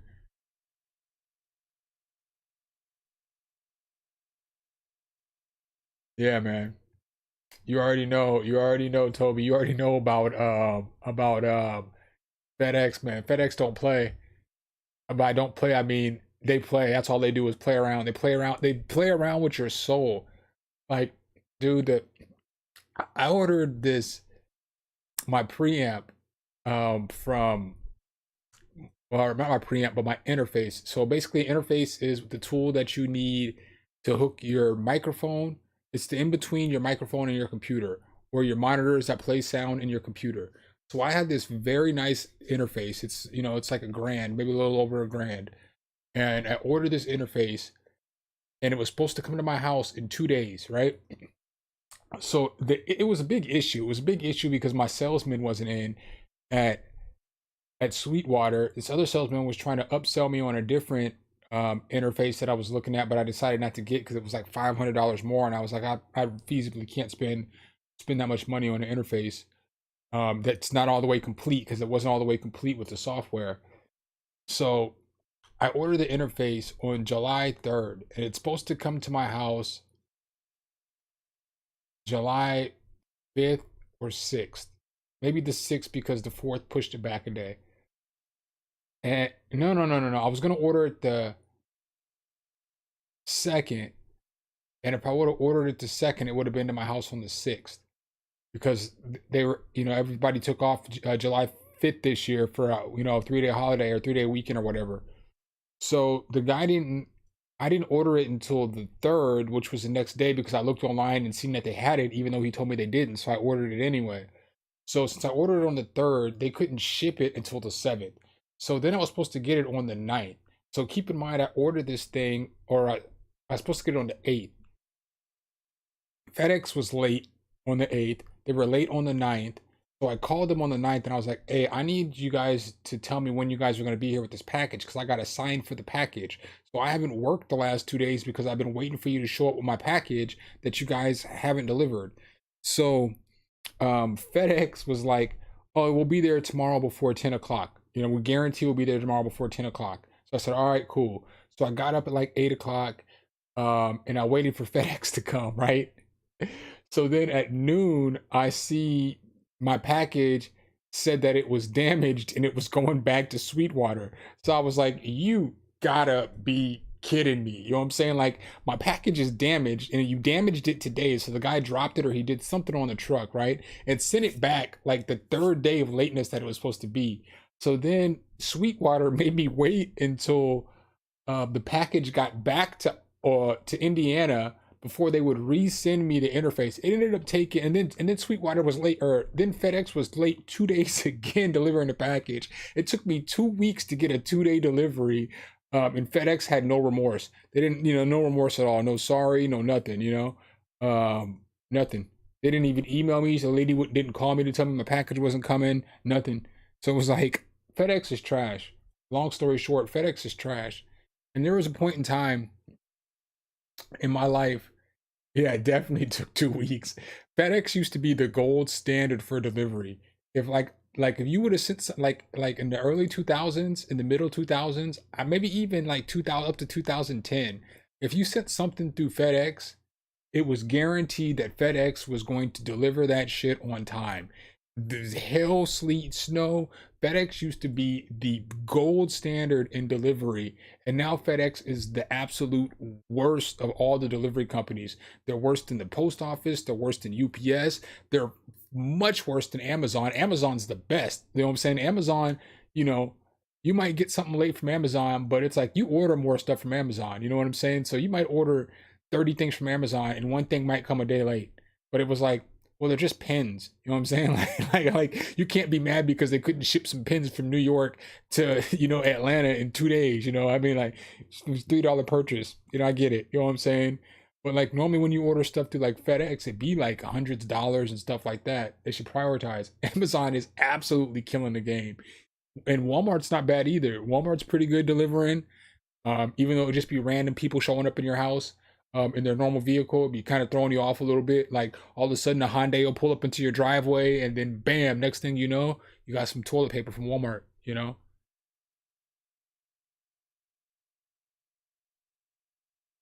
No, yo. So Jay, Jay might work. I get it. I get it. I'm not saying that I think that I know how it is, man. I know like I know there is a ton of issues. I have folks that work at FedEx. There's like well, I mean I know that I guess they're everywhere, but in Omaha there was a huge FedEx plant. So there was a you know one of the drop off points and stuff like that. So I have a lot of friends that work at FedEx. So I get that stuff happens. Like it'd be stuff like trucks break down or people don't show up to work so they don't pack the truck. So then the truck's not packed for the truck driver or the truck driver doesn't show up. I mean I know and then I know one person can affect so much. But my point isn't necessarily to say that I think all the truck drivers are trash. I just think that, you know, because a lot of times you don't pack the truck, so you just get in the truck and drive, you know? Um, but the whole system as it all is broke compared to how it used to be, because it used to be the gold standard. And I guess that's partly why people get so frustrated with FedEx, is because for like the majority of my life, FedEx was great. It was like the gold standard. You know, it was like it's like I'm not saying McDonald's or Burger King is great. But like let's say you went there every day and you got a hot burger with soft bun. And then all of a sudden for like 7 straight years after that, every time you went there, you got a stale bun, a super hard bun, and cold meat, and your cheese wasn't melted. After a while, you'd be frustrated because you're used to getting this for 30 years, but now you get this. And so I think that's the frustration with FedEx. Yeah, Amazon killing the game. Yeah, they probably are slow, but they still killing the game. Whatever they're doing to get their employees working, they need to. FedEx needs to hire the freaking CEO of Amazon's freaking delivery. That's what they need to do. They need to hire that dude, and then they need to pay the drivers or whatever they're paying the people at Amazon. And if they're paying them less than or more than Amazon already, they just need to get the CEO of Amazon because that dude is his drivers are killing the game.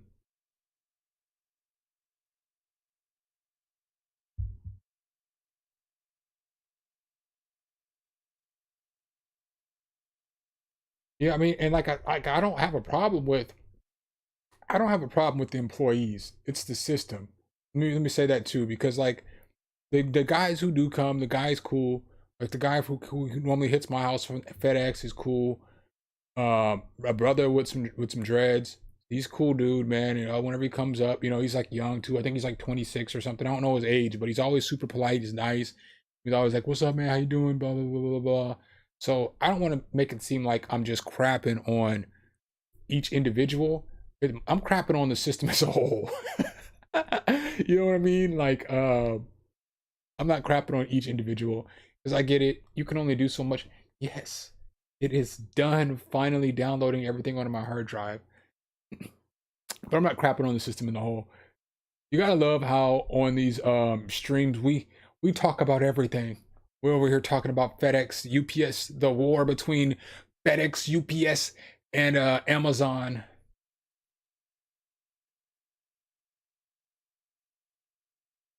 Comments FedEx is always late. How is ECMS, Chris? Are they always late or they be on time?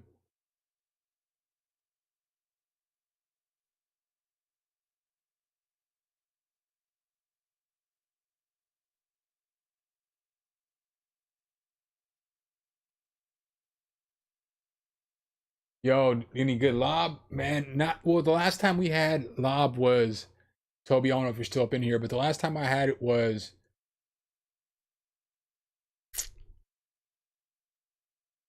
I feel like the week before Christmas. It was my cousin's um graduation party, and my mom cooked a bunch of Thai food. You know how she gets down. So she cooked lob, sticky rice, basil chicken. My sister, she makes some fire Thai wings. So she cooked some wings.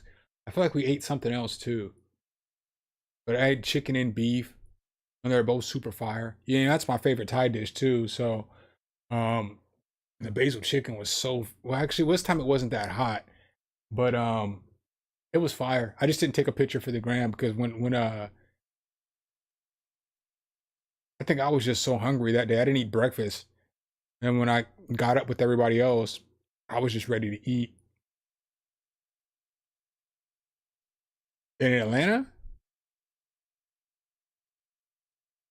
if you got some spots in Atlanta for me, because there's this spot here, but I don't like it when it's like I don't like it when it's sweet. And so like there's this place here where it's like kind of sweet.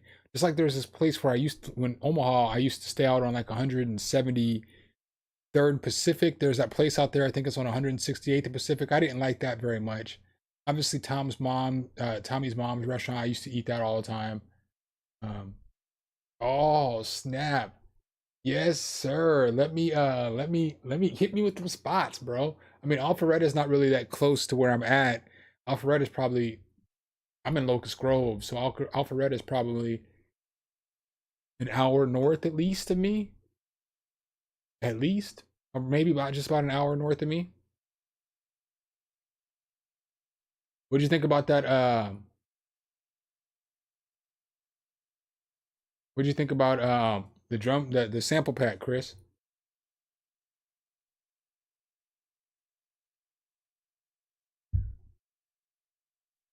Yeah, I need some of those. I need some of those because I like you already know how we are, man. We all mess with some Thai food. So you already know. You already know. I grew up on that, man.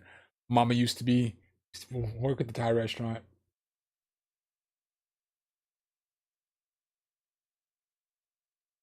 You already know I rock with that.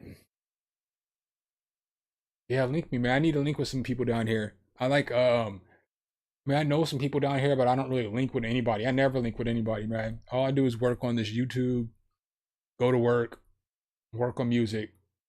And so like I know some folks down here, but I really only go out when like people I know come in town. Like the homies come in town and stuff.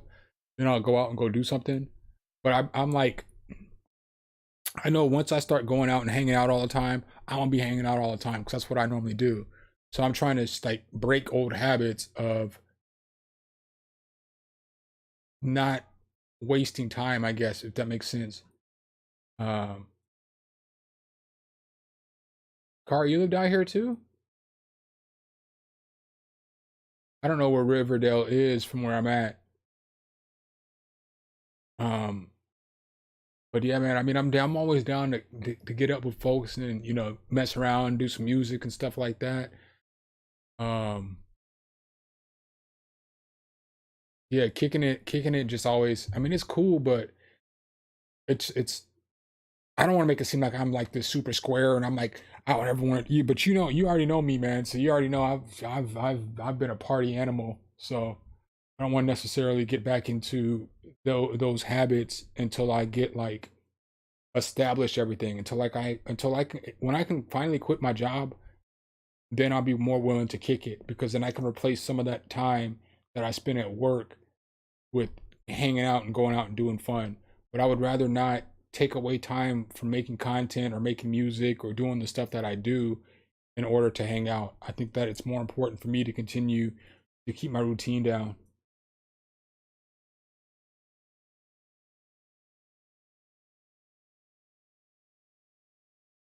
It's good, bro. Whenever you get to it, you get to it. I mean, obviously, I already know how it goes, man.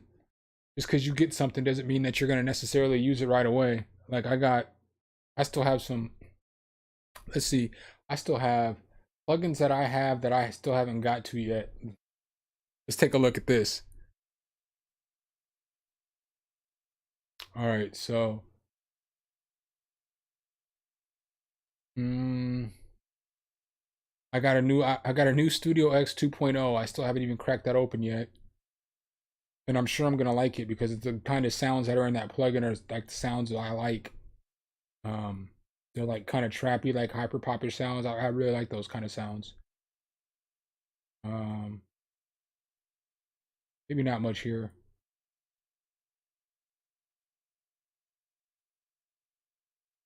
but I have plugins it's sitting in plugin boutique still that I haven't used. Drum Monkey, I haven't. But I ching. You like that? You like how I did that? Even gave you guys the drum. Bing, Drum Monkey. Ah ah. But effects. I still haven't really used tape. I might have used it maybe once or twice. I still don't really use iHeart New York, and I like it. I haven't used the Orb at all. I haven't used it one time. What else haven't I used? Something else. I haven't used Baby Comeback. I don't even know where's that. I know that's a fire delay plugin here somewhere. I don't even know where it's at. I know I have it downloaded though. I haven't used that yet.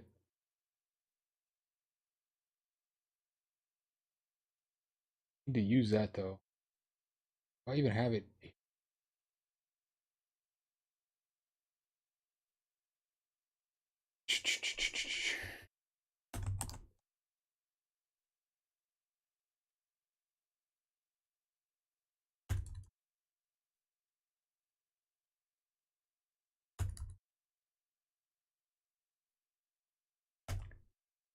Hey, I guess I have to re-download that. I thought I had it. Right. Oh no, it's called Comeback Kid, isn't it? I don't know what the hell that name of that plugin's called.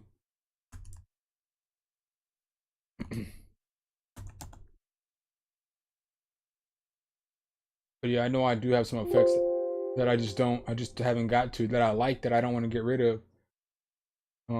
Like I don't use, I mean, I use RC20, but I don't use it enough. Matter of fact, I'm about to put RC20 on this beat.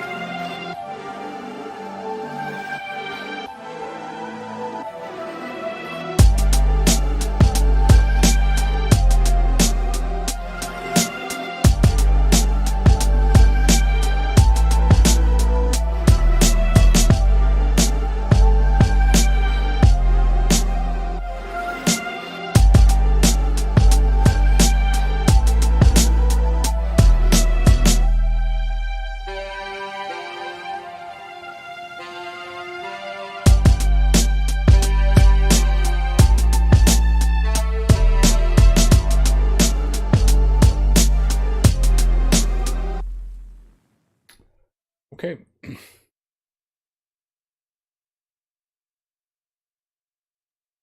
Yeah, didn't Native Instruments buy Isotope?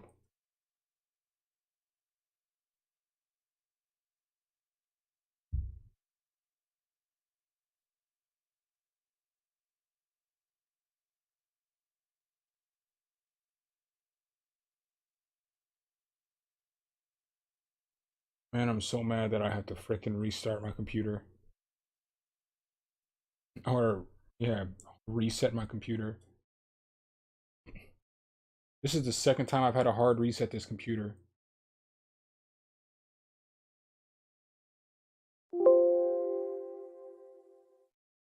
This thing never wants to export. Oh my god, I be selling drugs in front of the building. Just in case y'all didn't know.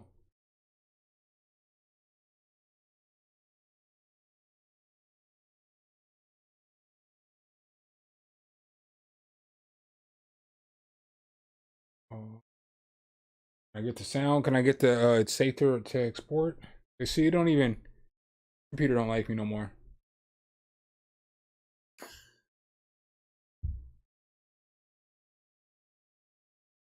I got a Mac, Toby. I'm the computer I'm streaming with is the Mac. So I have like I have a MacBook, a M1 Mac. So it's pretty fire. I love it. It's like what I use to record into. That's what I use to edit videos, and I make a lot of music in it too as well. But then I have a PC laptop as well, because I have to use a PC laptop. I have to use a Windows laptop for work. And then I use a PC a lot, because that's what like 75 to 80% of people who watch my videos use. So when I'm doing reviews and stuff, I typically focus on PC stuff, because it's just what the most of the people who watch my channel have, you know? So it wouldn't make sense to just not do, you know, reviews on that. Plus it's easier. I had, before I got a new PC laptop, so that's part of my frustration, is that the computer that's messed up right now is on, it's like less than 6 months old. It's a good computer. It is a good computer. I'll give it that, especially for the money that I paid for it. You know, and sometimes one person has a problem with the product, but it's not like a problem for everybody. So I don't know anybody else who's having the problem that I'm having with the computer. Like I didn't really find a whole lot of, issues on the internet with this computer having this problem. So you got to understand sometimes somebody gets something that's not the greatest. Um, but I had an old computer that I used to use to do demonstrations on, so I make beats and all that stuff on that, and it wasn't good enough to live stream. So it was like an old school computer. It was like 7-year-old laptop that wasn't powerful enough to be the streaming computer. So I had to use the Mac as the stream computer. And since I already had the Mac set up to stream, I just always left the Mac set up to stream. And when I got the new computer, I just kind of kept things how it was going. I ran boot camp. I did something, man. I called Acer, and I mean, I don't know if this is your area, something that you can help me with, but I called Acer and they had me run something. I took a screenshot of it. They had me run. Here, I guess I can show you. They had me run something on there. I didn't take a screenshot of everything that they had me do, though. I should have.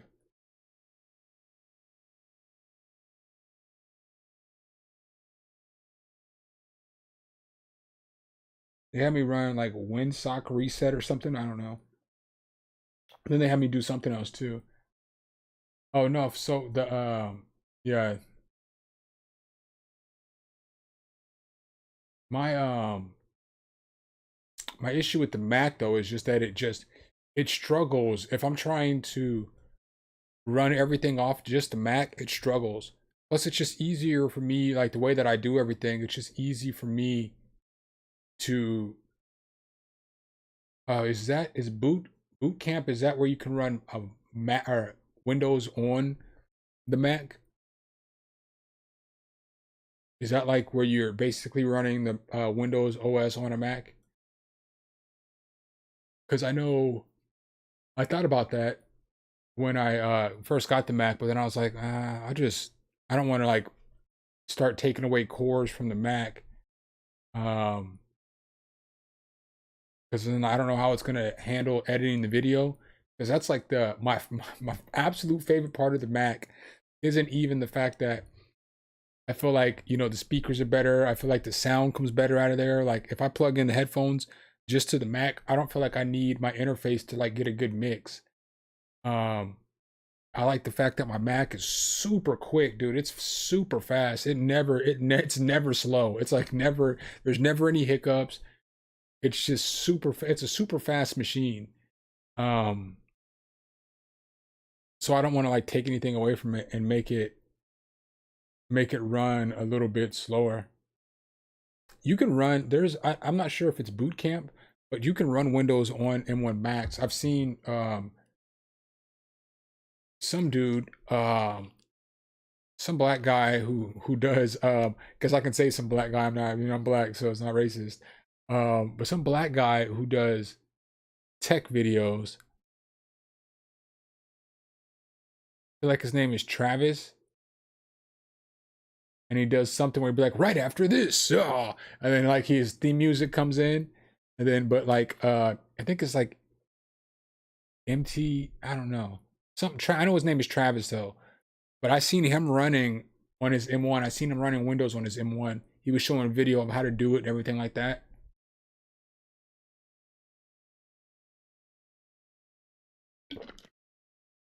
But I'm probably just gonna.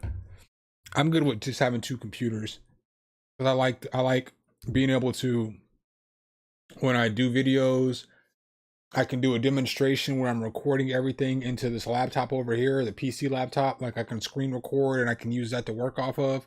And then I got this, obviously it's going to be the new mic tomorrow, possibly Friday. But then I record all the audio into my other computer. There's never any latency issues. There's never any static. There's never any issues with any hiccups. Nothing ever messes up. It just works perfect for me. And then I just take everything from that computer and my camera, and I put it on the MacBook, and I just edit the videos, and it just works perfect for me. Kari, that's probably it right there. My Windows computer is good, but the operating system is not. That's probably the best answer I've heard all day. I don't even like Windows 10. Like I was on Windows 8.1 on this laptop right here. You guys can't see it. Yeah, I've showed it to you guys a million times. I was on Windows 8.1 on that computer, and I still love Windows 8.1, especially compared to Windows 10. I don't even like Windows 10, man. I don't even like it. I don't even like it. I'm not even on Windows 11 yet. I don't even want to get Windows 11 yet because I don't even like Windows 10. And a lot of people talk trash about Windows 8. Windows 8 was garbage, but Windows 8.1, in my personal opinion, is super solid. Super solid. The only problem I ever had with Windows 8.1 ever was the fact that people stopped making software for Windows 8.1. So I couldn't do reviews on stuff. Like I couldn't do reviews on Vital, or there was a bunch of stuff reviews that I missed out on because I had Windows 8.1. So that was the only problem I ever had with Windows 8.1. But other than that, man, I absolutely love that operating system. That's probably my favorite Windows operating system of all time. People get Windows on a Mac so that they can use Windows plugins or Windows, functionality. They want to be able to use Mac's power, you know what I'm saying, like the power of the Mac, but they want to be able to use it with Windows operating system. Because you got to remember, not everything is not every, not everything is for Mac, not everything's for Windows. So Windows does do some things better than Mac. Mac does do just some things better than Windows. Um, I updated FL Studio. Yeah, I've updated it. Well, I didn't update it again. I probably need to. I don't know if there's a new update. Is there a new update that just came out? I updated it last time whenever the Juno core, the mock Juno chorus came out, and then with the new recording features and stuff like that. But um I don't know. Sorry, I got caught up. I seen Dave talking about Windows 10. I don't know about vastly superior. And in theory, it should be vastly superior, but I've had more problems with Windows 10 in the 6 months that I've had this computer. I've had more problems with Windows 10 and this computer than I had with my other computer in 7 years. So, maybe it's the user. It might be me. I'm willing to admit that I'm not the most tech savvy. I'm tech savvy enough, but I'm not the most like computer tech savvy. That's not really, I can figure out plugins, I can figure out equipment, I can figure out a lot of stuff. But like when it comes to like computer stuff, I just never really, that's not my area of expertise. I never really tried to focus my energy and time into that. Oh, there was a new update today. What's new about it?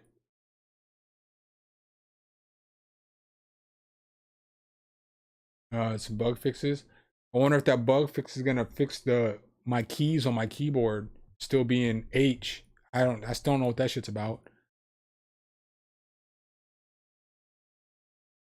Yeah, I mean you're right, Toby. I just never tried. Like I just never tried. Instead of like instead of trying to figure it out, I just would go write a rap or some shit. You know what I'm saying? Like I would just go do the total opposite. Oh, my computer's not running. Let's go write this rap about it. You know what I'm saying? Like it just is what it is. And I'm sure if I sat down and figured it out, I could just figure it out because, not the may not be the sharpest pencil in the toolbox or in the sharpest crown in the crown box, but I'm definitely not the dullest. So Carter, you live in Georgia? We might have to get up sometime and do something. Get up and make some music. How far you live from Locust Grove?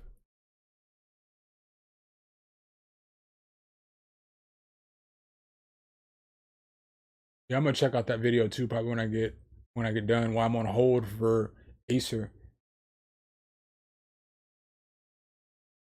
Yeah, man. They don't even know. I talk about that sometimes here. And then like they don't even know.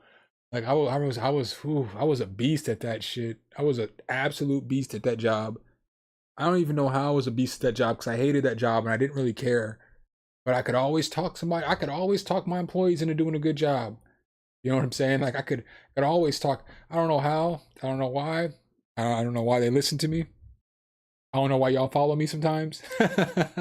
But I could always talk them into, oh, you used to live in Georgia. Ohio. But I was always good at that, man. From the time we were kids, man, when I was managing Papa John's, when I was a freaking sophomore in high school, junior in high school, that to me was insane. I had 40-year-old men who had to listen to me, and I was 16. The only thing I knew how to do in life was make pizza. You know what I'm saying? Like that still to me is crazy. Crazy.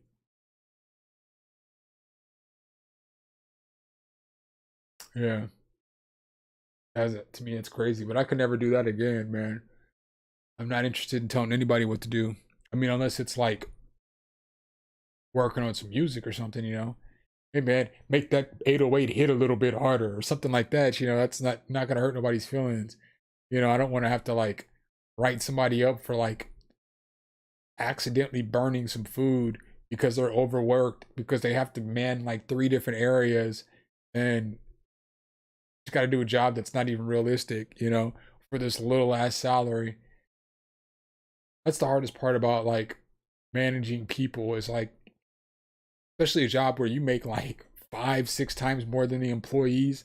It's like, and I don't want to go yell at this person who makes minimum wage for fucking, because I'm overworking their ass and they burn some shit. You know, like I can't even do that shit no more. You know what I'm saying? Like I can't even do the job that I expected this person to do, you know? But I gotta go yell at this person. You know? I got like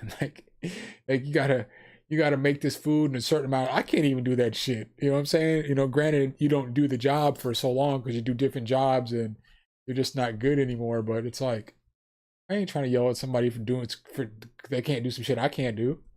You know what I'm saying? Like, or like it gets to the point to where like, you know, you start moving up the chain, and so now you're the boss of the whole store. You know, you're like the general manager. You're the boss. You know what I'm saying? Like, there's nobody above you in the store. You have like a district manager who you see like fucking once a month.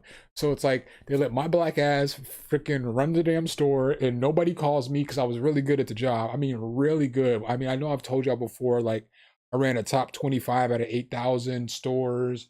I fixed a bunch of stores. So I was really good. My bosses never called me except for when I worked at this damn corporate store or this franchise store, and the owner's son didn't have shit to do. So he would just come bug the shit out of me. But like, my supervisors never bugged me, never called me. We'd have our meeting once a month, and then I would just call them from time to time if I needed something, or if something broke, you know, just to be like, hey, I got to get this fixed or whatever. But they never bugged me. So it's like, once you get to a certain level, you're not doing certain shit no more. So you're like, I'm not making no fucking food no more. I'm done with that shit, man. I ain't making no food.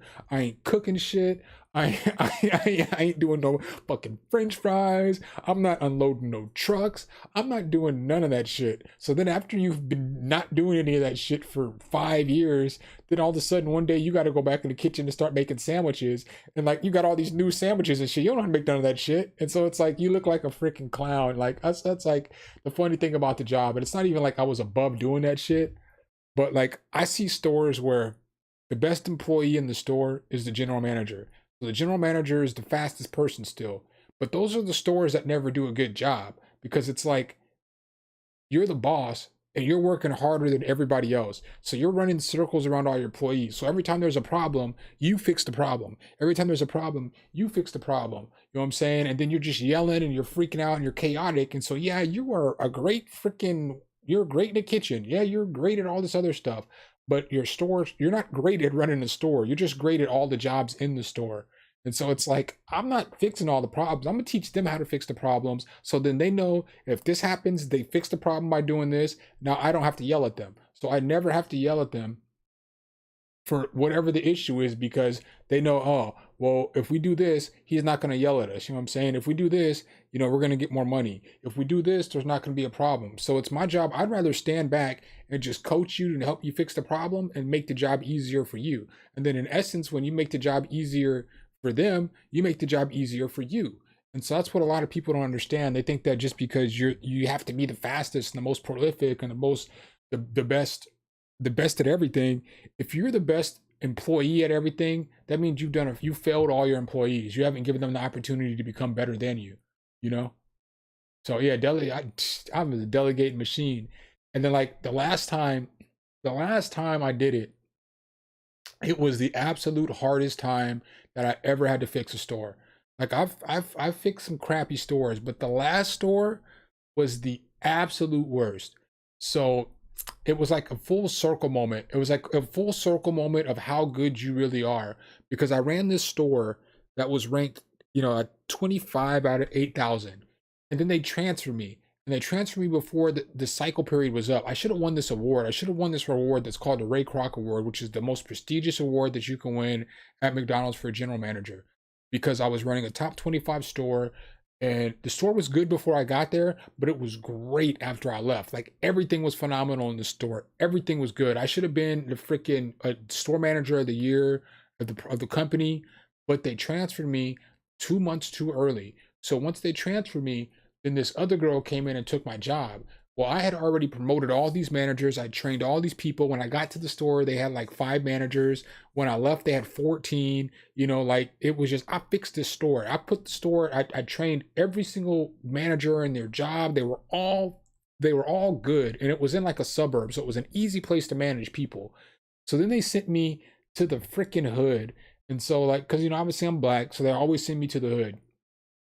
So I went to a store, whatever. So full circle moment. I went to other stores, blah, blah, blah, blah, blah, blah. And I ended up fixing another store, obviously.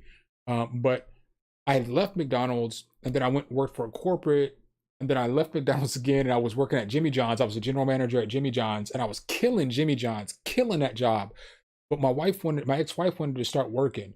And so I needed to make more money than I was making at Jimmy John's. And McDonald's called me back, the corporate store, and they're like, we need you to come work at this store. We'll pay you X amount of dollars. And it was probably like $15,000 more than I was making at the time. So I was like, it was a no-brainer. So I went there, and I was supposed to go run the busiest store that they had.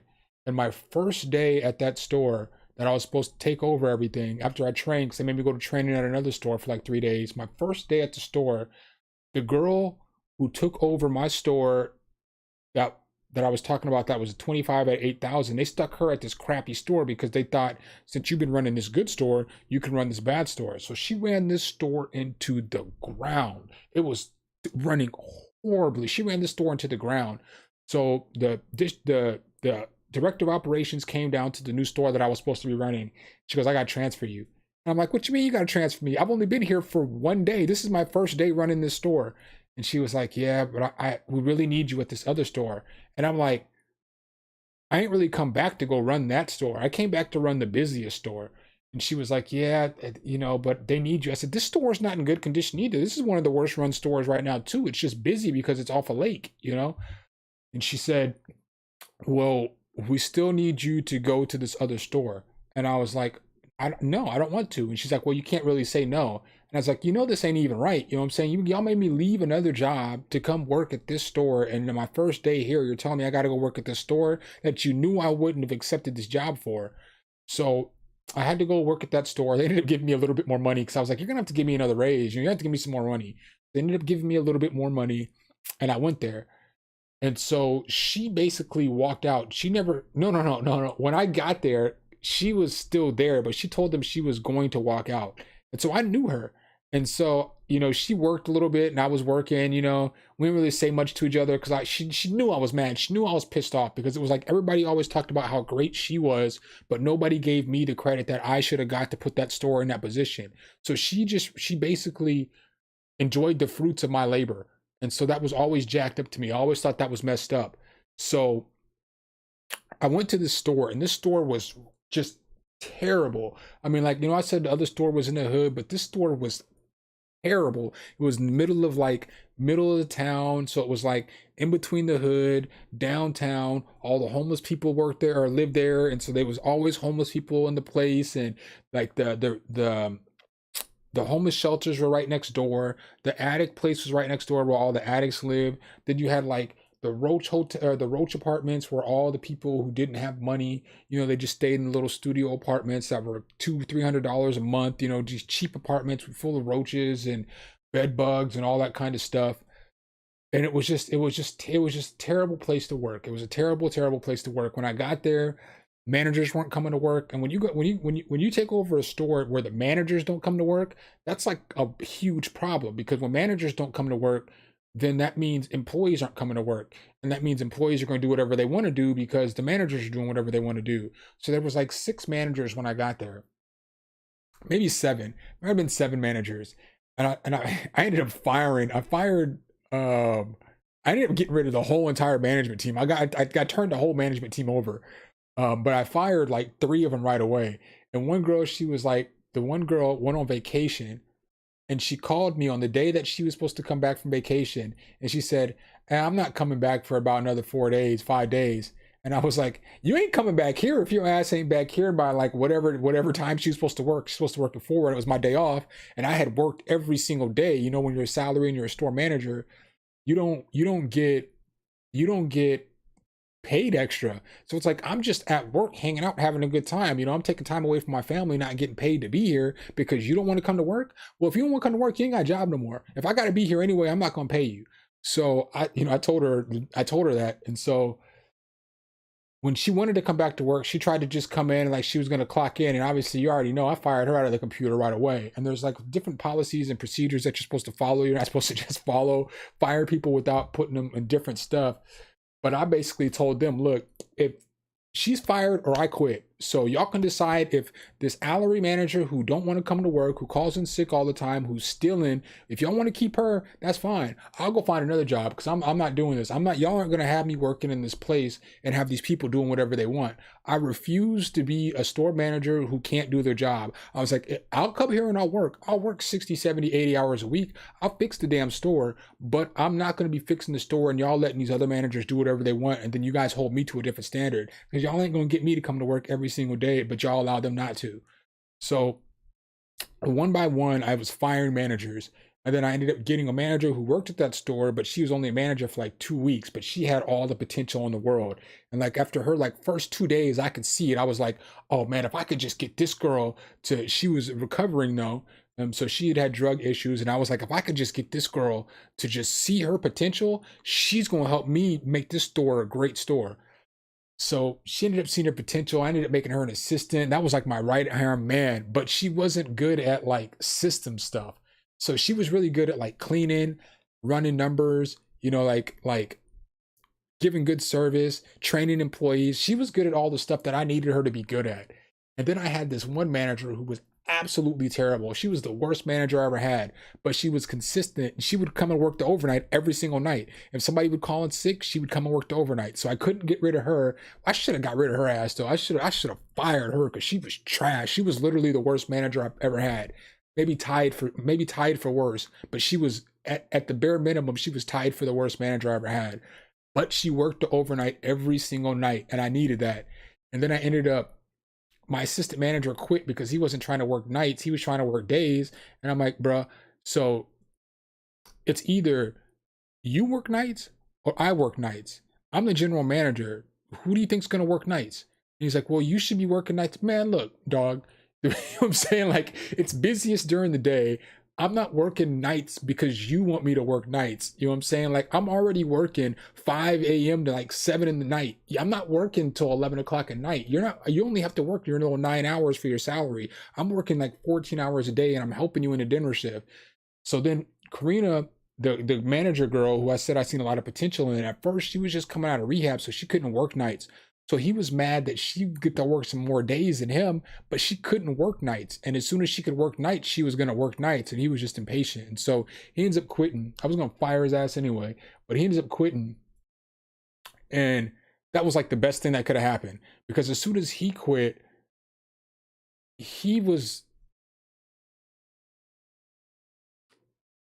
I'm not going to say he was a bad manager, man. He did an all right job, but he was a bad manager. And so I hired this dude that I had trained like 10 years previous at another store that was in the ghetto. And I hired him back and I got him to be a manager. And I just rock with me, that girl, that dude, and that trash manager. And that was my management team for like, shit, man, for a long time, man, for like probably 5 or 6 months. And it was a hard 5 or 6 months because I was working 6 days a week. I was paying them overtime every day, but it just panned off because I like ended up like training all these other managers. So then I started putting all my focus into training managers. So this gets back to the story where I was talking about delegation because I wasn't just doing everything.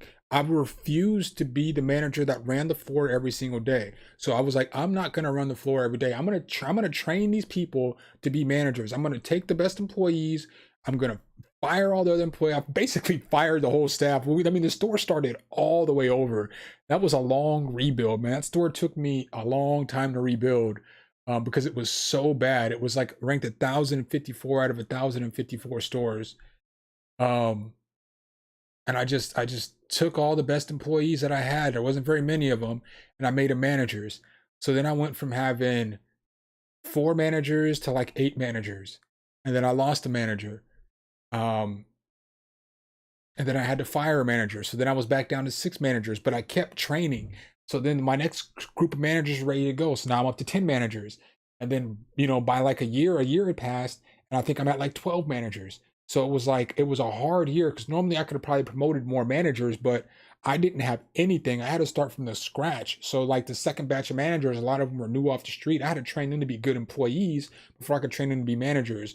Or most of the time, you have employees that have been there for a year or two, they're ready to become managers. So long story short, I was still doing all those like stuff that you just sign out to your managers, like doing food costs. I had to do the inventory every week, or I had somebody who could count, but he couldn't do the numbers. And then I had to do all the promotion stuff. So all the stuff that goes up on the board, I had to do all the schedules. And so then it got to a point to where I finally got a manager, my homegirl who I rocked with for forever. She was like one of my best friends, this girl named Amy. She came to me and she was looking for a part-time job and she just wanted to be a crew person, but she was a manager and I had trained her to be a manager probably like 6 years prior, 7 years prior. And she was a really good manager, a really good manager. There was a point where I had got arrested because I got a DUI, and she ended up getting a promotion and she became an assistant manager after I had left the store. But I trained her. She was really good. So she came there and she was part-time, and I was still having issues with some of my managers because they were all brand new. They didn't really know the job. So I just got like 8 brand new managers running around, but it takes time for them to learn. She comes back in my office one day and she goes, I can't take this shit no more. And I was like, what? She goes, you got to make me a manager. I got to become a manager. I was like, oh, you're my assistant manager. So I basically got her ready, and I just fast tracked her through. And like within 3 months, she went from being a crew person to my assistant manager. And then I started giving her like the food costs and her the other stuff. And then once I started passing stuff off to her and then the other manager, Karina, the store just took off. Like, because everybody's seen like just all the employees that had been there for a long time, seeing how bad this store was. They seen like we couldn't get a fixed milkshake machine, ice cream machine. You all know how McDonald's is with like ice cream machines. Like you can't go to McDonald's to get ice cream because ice cream machine's always broke. Or like just whatever it is, you know what I'm saying? Like I'll get everything fixed. The lobby had broken tiles. We had, water leaking in the roof. We needed a new water filter because we couldn't get hot water correctly. We just needed so much. We needed new freezer doors. We needed all this stuff. And they seen that I got all this stuff with no problem. They seen all of our times fixed with no problem. They seen that we started having meetings at our store, and all the supervisors and everybody were coming back there and congratulating them on doing a great job and turning around. And then the store when I ended up leaving, it was ranked 32 out of 1,054 stores. So, I mean, it's just, I know that's a long ass story, but basically getting around to just delegation, man. Once you start having confidence in other people to do stuff, things will get better. I probably bored the hell out of y'all with that whole conversation about nothing. Some of y'all probably tuned out and y'all are like, oh, this guy. Here we go again. It's your fault, Toby. If you're still you better still be in here, man, because that's your fault. Why you gotta yell? Yo, I used to go hard, man.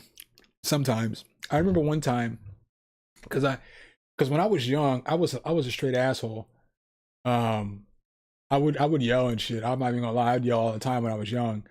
But then I got old, and I was like, man, if somebody was yelling at me like this, I'd fucking tell them to kiss my whole ass. So I I stopped yelling and I started managing. You know what I'm saying? I think that was a big piece of my I think that was a big piece of my development as a better manager and like potential leader is I stopped yelling at people and I started managing. But one time I had this employee and it was kind of my homie too, man. Like he worked for me. His brother was my homie. So his brother was a manager, you know, like coming up through the system when I was coming up through the system. And his brother ended up moving to like Florida or something. And when I came back, I didn't know him, but I knew his brother. But he was cool, you know. You know, he had issues. He had some issues, some drug issues and stuff. And I just remember I'd give him rides home sometimes, and he just lived in like the most project apartments. And sometimes I'd smoke with him, you know, like I'd have some super dro, and he'd always be like, "Dude, you always have the best dro," you know. I'm like, "Man, that's because my rap name's Cataract. What am I supposed to have?" Um, but you know, he was a cool dude. But one day, this dude said some slick ass shit to me, like he wasn't gonna do his job, and he was just going off, dude. And I just got up out of my chair and I went into the kitchen and I just freaked out. And the whole entire store turned around and they're looking because you know when I yell, I kind of you know you already know how my voice is. So when I start yelling, it gets super bassy and like you know I sound that people say I sound like I'm like 6'5" when I start yelling. So I'm going off. I'm like, this is my motherfucking store. You ain't gonna be up here. But dude, I just went off. And this dude got all tight and went to work. After that, nobody ever got loud in my store again. I didn't have to yell again. Nobody ever got loud in that store again, ever. I never heard another manager yell. I never heard another employee yell at another manager or employee. It might have been different when I wasn't there, but I never heard anybody else yell in that store the whole time I was there.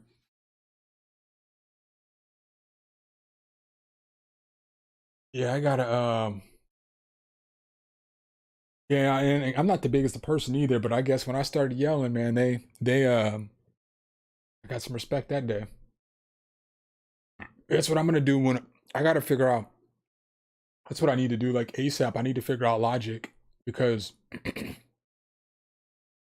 um, when I do this, when I do this video, I want to use Logic for the video. So I got to figure out recording vocals in Logic. So when I do this unboxing, I can do it in Logic. I might just do it in FL Studio, and then when I do like my actual breakdown, because I'm gonna do the video with um, the unboxing of the mic, and then I'm gonna do a video where I compare. I'm gonna do two different videos. I'm gonna do a video where I compare this mic with the new mic on the same interface. So both on the Apollo, where I plug them both in and I record audio at the same exact time. So, obviously one's gonna be upside down, and they'll be right next to each other. And then I'll just be able to record. So, I'm saying it'll be the exact same distance away and all that other stuff. But then I want to do another video where I compare um that this mic, this Rode mic, with this interface, because this is like a $200 interface, like a $250 mic, kit and everything. So I want to do what's the difference between a $450 setup, like your, I mean, I don't know if you want to call that a beginner setup. I mean, because obviously it's probably about medium ranged. It's probably about like when you're working on music for a little bit, when you have a Rode and you have a like a Steinberg or a Focusrite, and then I want to do the comparison versus like a $2,500 setup with the Apollo Twin and the Neumann. I want to see what I want to just so people can hear what's the clean difference. I'm gonna do the Neumann without a preamp, and then I'm gonna do it with the Avalon preamp too. Sir Chomp, what's good? I'm glad you're working, Brody.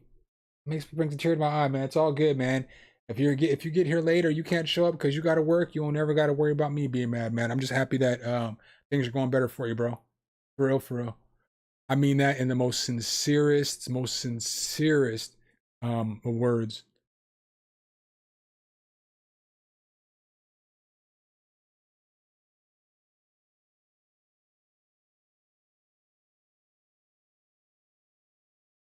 Yeah, destructive. I mean, I absolutely, you know. And like again, like I said, I don't really like to yell. Like I like to argue. Well, I used to like to argue a lot. I don't really argue as much anymore. But I used to love a good debate, because it lets you see people's perspective, you know. And if somebody can like out debate you, then I feel like they really care about that shit. You know what I'm saying? But if somebody like has either a stupid point or like they don't debate well, then it's like they're not that passionate about something, you know. But I used to like to debate and argue all the time because it would like it helps you get a good viewpoint of somebody else's side or something else. That's what a lot of people don't realize either about some people who argue a lot. Not that they're arguing because, well, no, I don't want to say that because a lot of people just want to be right. But some people want to understand where you're coming from. And so that's part of why I used to argue a lot. It's because I want to understand where you're coming from, you know? And I feel like all that arguing throughout life has helped me have a better perception of people and just make me a better judge of either, you know, character and people's intentions. And it just it made me later on in life, it made me see things from other people's perspective, where a lot of people still can't see things from other people's perspective. It was like it was training me for the future, you know?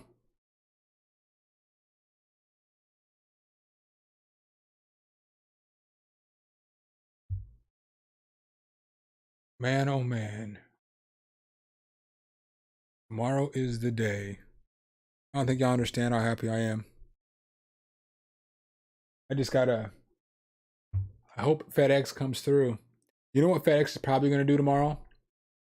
They're probably gonna, because I ordered a windscreen for it. So like the, you know, not a pop filter, but the foam windscreen. I'll probably get the windscreen tomorrow and the mic on Friday. You know what I'm saying? Just because that's how FedEx is. I'll probably get one and not the other. And then Amazon's gonna come through with the backpack.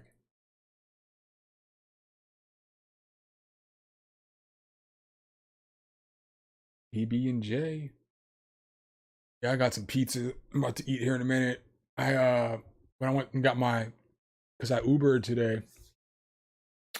So when I was waiting for my Uber after my contact appointment, there was this gyro place next door, man. And man, when I tell y'all, you can't eat inside of. Here's a funny story. So you can't eat inside of restaurants. Well, some restaurants down here still. And I was like, man, I gotta eat because I'm starving because my appointment was at like 3 and I got up at like I didn't get up until 11:30. Then I had to hurry up and get my thumbnail ready for the video that I dropped today. And then I ate like a little bowl of oatmeal, but I was ripping and running because I was just behind because I didn't get up at like 10:30 like I planned on. And so I didn't really get to eat anything. It was just a little thin bowl of oatmeal. And so I was like, man, I gotta eat, man. I'm starving because as soon as I get home, I gotta work. And so what's this gyro place? Man, I got a gyro and I went and just sat down on the curb outside and I was like, dude, this right now would be that perfect time if anybody had a camera, they'd get me for Instagram for that. Ooh, he fucking that shit up. And you know what I'm saying? Y'all know what Instagram reel I'm talking about. And then the dude looks up and it's like, eat, eat, eat, go ahead, eat. I was like, man, somebody could get me because I was outside. I had like 8 minutes to finish the gyro and the fries before my Uber got there. Because, you know, obviously you're not going to be eating. And the dude had a super nice car. It was like some kind of Mercedes, but it was a super nice Mercedes, dude. It was like a 2019 or 2020. It was a super nice Mercedes. And yeah, it was just funny.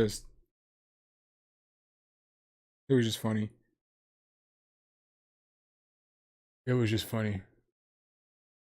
Yeah, like I said, FedEx is gonna return it back to sender. Dude, if they return my mic back to sender, I will for real cry.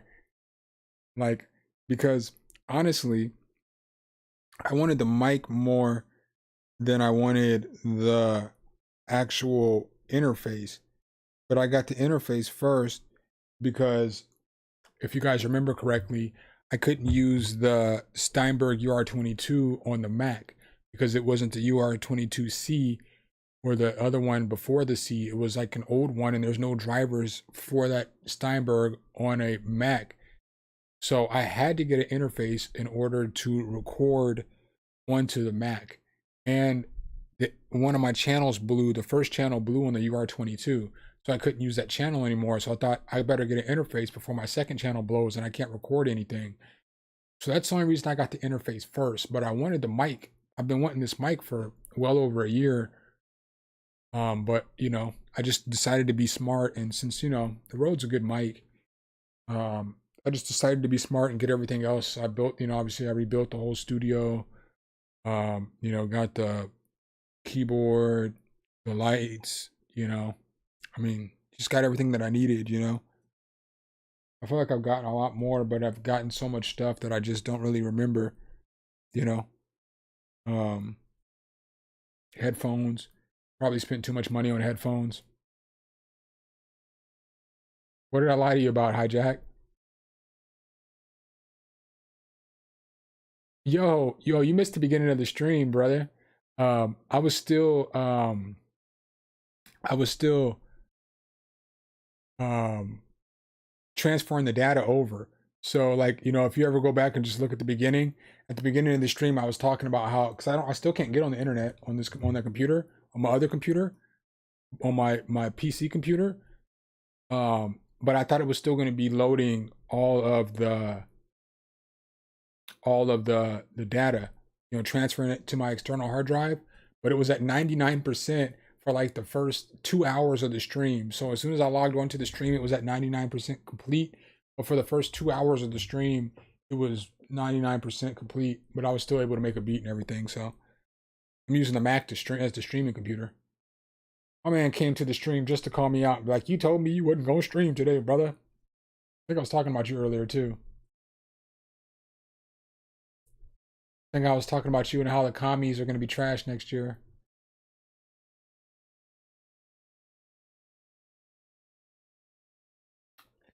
Yeah, it's super dope, man. Got my guy Toby in here. My guy Hijack Gaming. It's my guy too. I think most of you guys know that though. That's my dude that I run a sports group with on Facebook. If you are interested in sports, you can come join the group and see me talk a lot of trash. I told my man Hijack just the other day. I didn't realize I was a troll until about a week ago, because I'd be trolling the hell out of people in our group. I'd be trolling the hell out of people in our group, and I didn't realize I'd be trolling people. But like since I'm an admin with him, we be in the admin chat, and they'll be like, "I can't believe whatever this happened," you know, in the group. And I'm like, "What happened?" And they'll tell me. And next thing you know, I'm on the post trolling somebody. All the bad things in life deserve to happen to me and nobody else but me. But yeah, I definitely be trolling people. Definitely be in there trolling people. Y'all definitely see a different side of me if you join the sports group. That's for sure.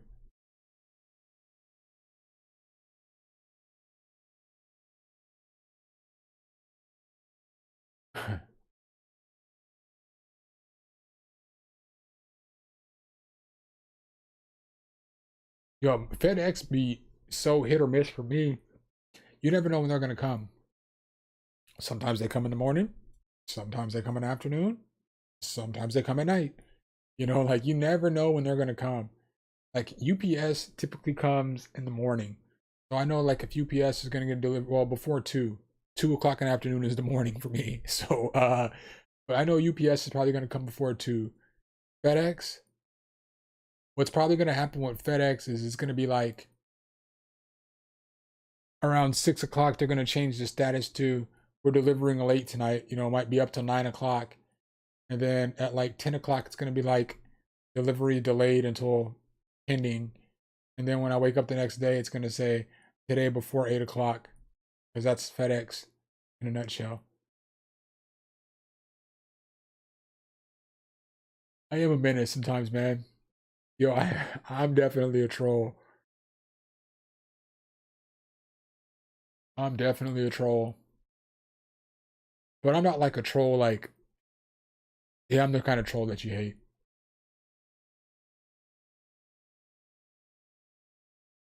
You think that's it, Jay?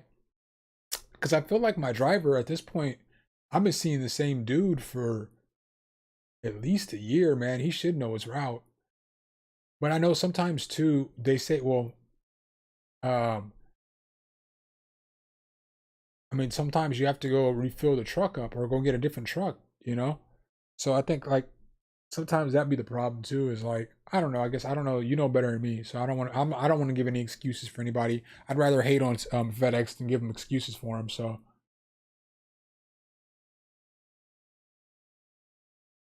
yeah, that could be it. That could be it. And then like here, it's so it's so ghetto here sometimes because there's actually two dudes that deliver here. Now that I think about it, and like one of the dudes always listens to hip hop, and so it's always funny because he'll kick the door open, and then you just hear Migos blasting at as loud as it can be, and then the other guy's an older white guy, and he's always blasting rock music as loud as he can blast it. So it's like I know my camera died.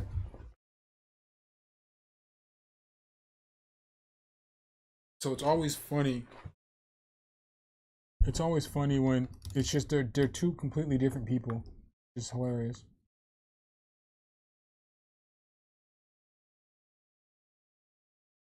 It's all black. What you trying to say? Boom. We got action, Craig. Oh yeah. Yo, I mean, you don't show up when Terry McLaurin be getting locked down by Trey Diggs, do you? You didn't show up that week and be like, "Oh, Terry's cold." Y'all was just hating on me. Yo, it was funny because it was like I wasn't even like Dallas is the best team. Dallas is gonna win the Super Bowl. It was just every time Trayvon Diggs had an interception, I'd be like, Trayvon Diggs is a grown man. And so I would just make that post and that triggered y'all. That's how you know you hate the Cowboys, is because a post that just said Trayvon Diggs is a grown man triggered the whole entire group. Everybody was hating, everybody was mad, and it wasn't even like I was talking. I didn't talk about nobody's team taking L's except for oh boy, who's a horrible sports take. Horrible sports take. That dude, Joseph Cali. Oh my God. That's the only person I talk trash about, because every time the Cowboys lose, he talking trash. Dude, we beat the Falcons 42-3. Shut up. That's your team. You know what I'm saying? Like, don't say nothing. Just be quiet. You don't get to talk trash until y'all beat us. But it's like y'all were all triggered. He said I was busy. Y'all were all triggered by Trayvon Diggs as a grown man, because that man had like 13 interceptions this year, the most interceptions since like 1980. Yeah, delivery delayed destructo is that message makes me want to bang my head into the wall.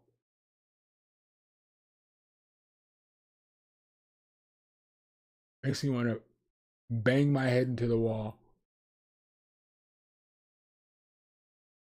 All black everything. That's my jam too. That's one of my favorite. I think that Lupe album's underrated. I feel like that whole album is underrated.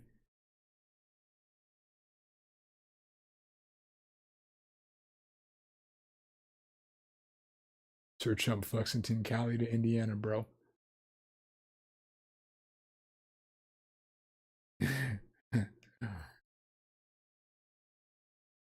I used to walk through blizzards.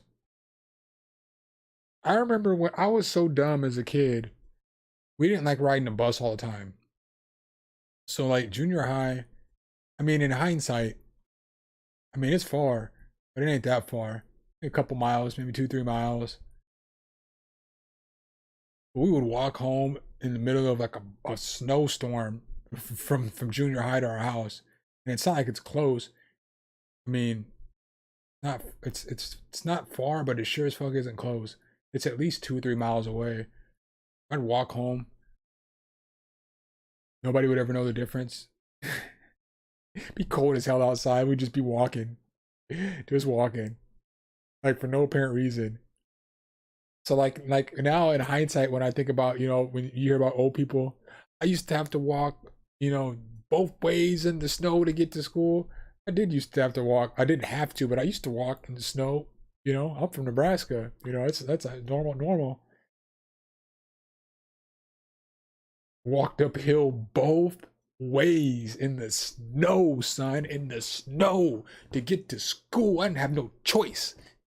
Hard out here for a pimp. Both ways uphill with no sun. Can you imagine how cold it is with no sun, son? The sun only came out when I was at school. So before school, dark. After school, dark. Snow. Cold, son. And you know what we did when we got home? Oh my god, I be selling drugs in front of the building. Darkness is spreading. I needed to get that. I was gonna put some I guess I wasn't going to go to work when I got off work and or got home and then I couldn't even work. But I got some stuff I want to put on the stream deck. Some ideas. I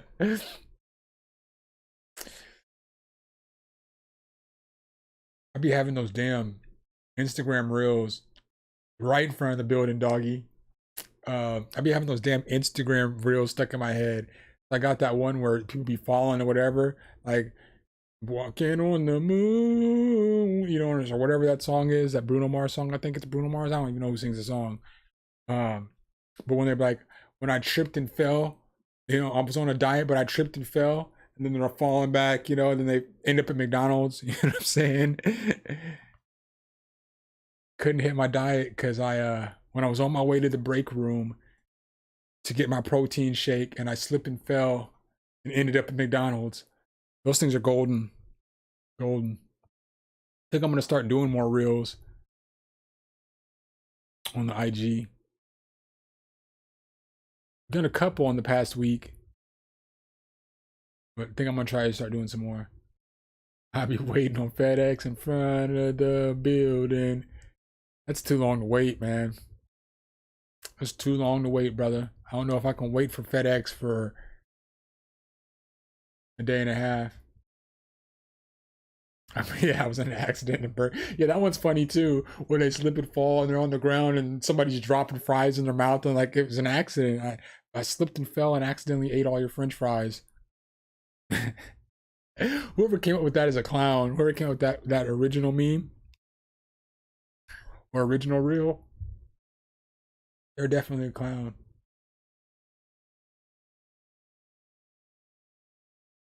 I don't know if have you seen those Destructo on because there's the one. It's just so funny because they're like laying on the ground, you know, the camera's over them, and I'm not gonna do it because you know it's just gonna look funny. But they're snatching up fries, you know, and like fries are just falling in their mouth because somebody's dropping it on them. But like you know, their husband will be eating at the dinner table. His fries will be right here, and then like they're walking, and then there's like a banana peel or a ball or something. And they act like they fell, and then you know they act like they smacked the fries, and then they fall back. And now they're laying on the ground, the camera angle changes and they're laying on the ground like this. And they're just dropping fries in their mouth, making it look like, you know, they accidentally did it. It's quality reels, man. Quality reels. Some of them reels be fire. What's another fire reel? The reel that I liked a lot was that won't happen no more is like the reel where the dude will open his wife, I'm about to burn some calories on my dick. Or you're about to burn some calories on my dick. About to put my penis between your lips. That whoever that dude is singing that country song, that was the most fire of all of the reels so far.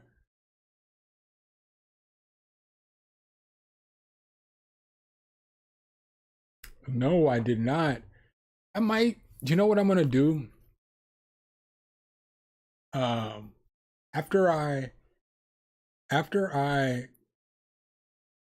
when I get done with this stream, probably here in about 5 minutes or so, when I hard reset my computer, I'm probably going to try to download iLock again.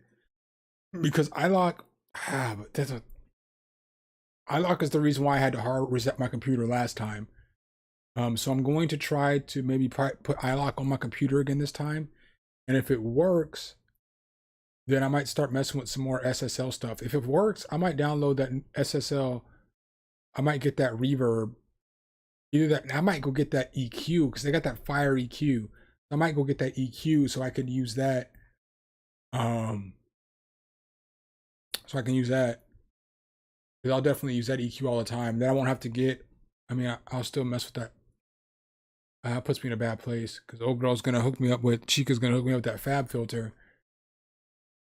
I don't want that. I kind of want that.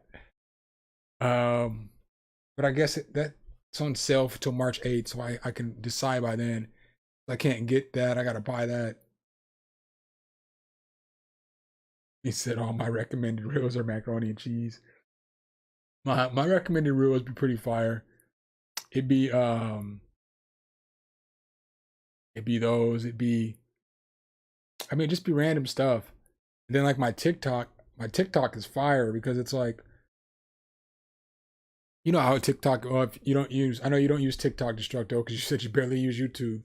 But like TikTok's dope because it like, I don't get on TikTok every day. I get on TikTok like once every 3 weeks or 4 weeks or so.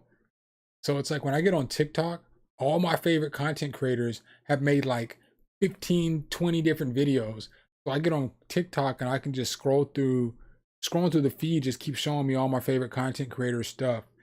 And then by the time I'm done, there's still videos that I didn't watch that they created. You know, they're only a minute. So, but I'll spaz out on TikTok for like an hour for like 3 straight days, and then I won't get on TikTok for like a month.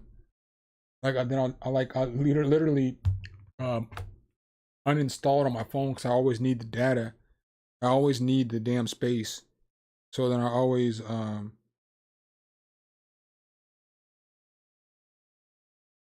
you know, if y'all don't follow Franz, y'all should follow Franz. He made a fire lo-fi beat on his Instagram, where he uploaded it to his Instagram. You guys all know Franz comes with the heat, but he made a super fire lo-fi beat today, and then he posted it on Instagram. I need to go through and follow some of y'all. I need to get my Instagram following up. I don't even know how to. It's amazing that I have almost 10,000 subscribers on YouTube and like 700 followers on Instagram. I'm trash on Instagram. Absolutely trash. I just don't know how to. Man, I got a Galaxy from 2020. Shut up. Shut up.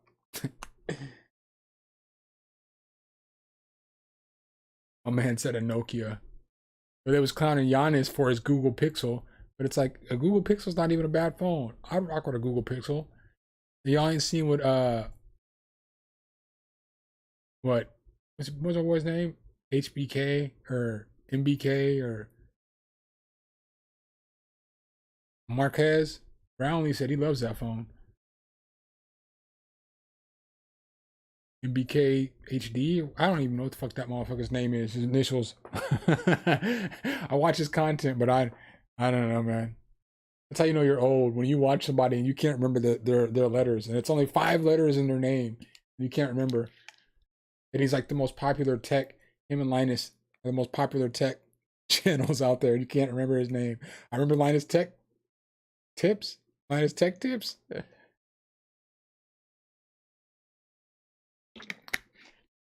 You got a Pixel? I didn't know what you rock with. I didn't know if you were iPhone or HBK. No, man, I'm talking about Marcus Brownlee. I don't remember what his MKBHD. Yeah.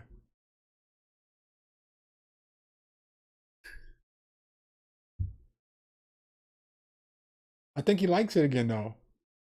Maybe he hates it again. I don't know. But I might get a.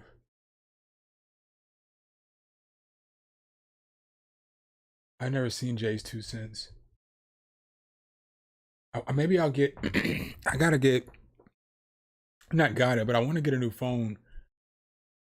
Maybe when I come back from vacation. Kind of wanted one before I went on vacation, but I don't really want to spend any more money. I'd rather spend all my money on my kids when I get there. spoil the shit out of them, take them shopping, and just spoil them. I don't get to see them all the time. Take them everywhere they want to go, do whatever they want to do for 4 or 5 days.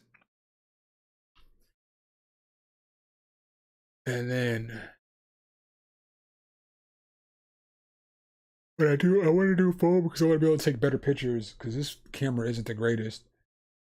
But I would love like I don't want to take my camera with me when I'm like, going to like Top Golf or wherever it is that we go, going bowling or wherever it is that we go.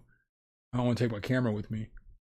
Because then I got to keep up with it, Can't just set your camera down and walk off. You know what I'm saying? Like, I can put my phone back in my pocket, but I can't I can't just set my camera down and then go golf because I don't know if my kids are going to pay attention to the camera while I'm golfing. They're probably going to pay attention to me. So, my kids are 8 and 9, but when I get there, my daughter will be 10, and then my son turns 9 5 days after I leave. My kids' birthdays, ironically, are the 2 days that describe their dad for most of my life. April Fool's Day and 4/20. My daughter was born on April Fool's Day, and my son was born on 4/20. And I'll be there, in between that time. So.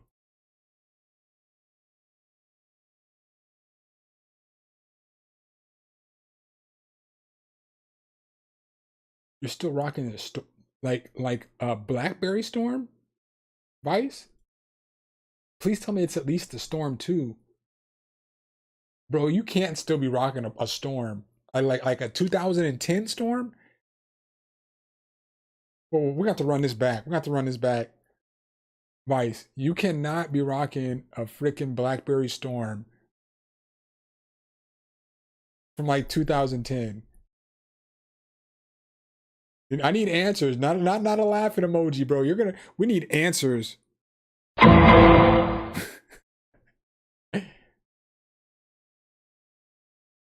You know what? When it comes to a phone, I don't really like talking on the phone, but I do like a phone because, I don't always have to pull my computer out for everything. Plus, I like the phone when I be at work. There's a phone, I can get on the internet. And I was about to say, Vice, let's say I had a freaking Storm like over a decade ago. That phone was revolutionary though. Came out right about the same time as the first iPhone. Definitely changed the way our phones are. But if my phone gets me through my workday, I wouldn't be able to do my job if I didn't have a phone. I would want to kill myself. I'd really want to punch myself in the face. But I could just be on my phone all day. Unless I'm talking to somebody, then obviously I gotta focus my attention to talking to them. I mean, I use it when I'm taking a dump too.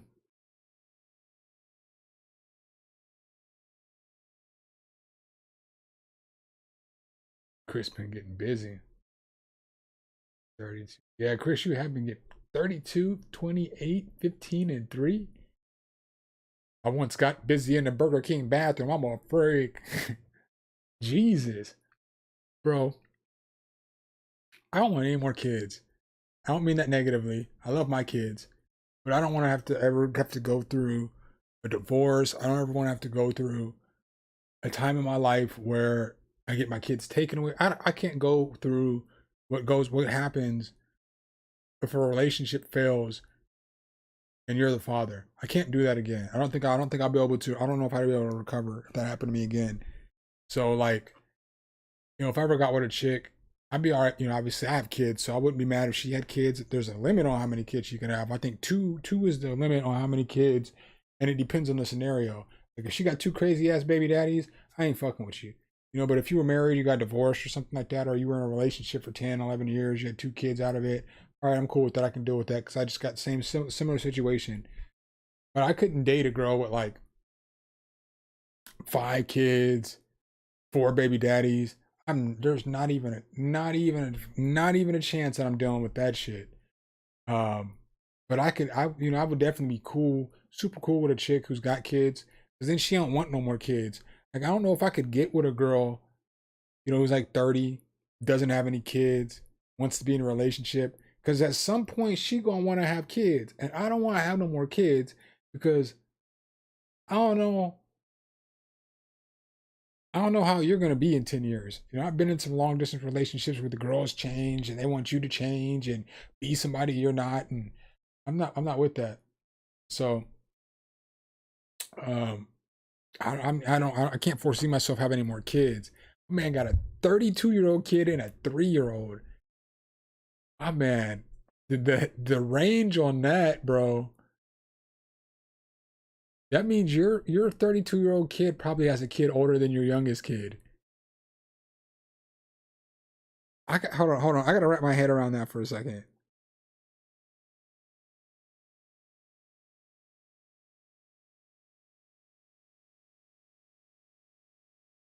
So, how old is your 32-year-old kid's oldest kid?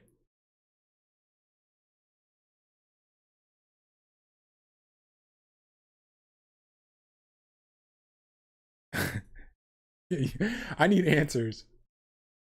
32-year-old never met the 2-year-old? Oh, well. Okay, so then what about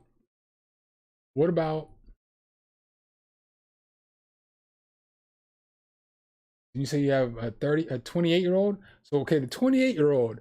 How old is the 28-year-old kid's oldest kid? Oh, that's dope. Chris?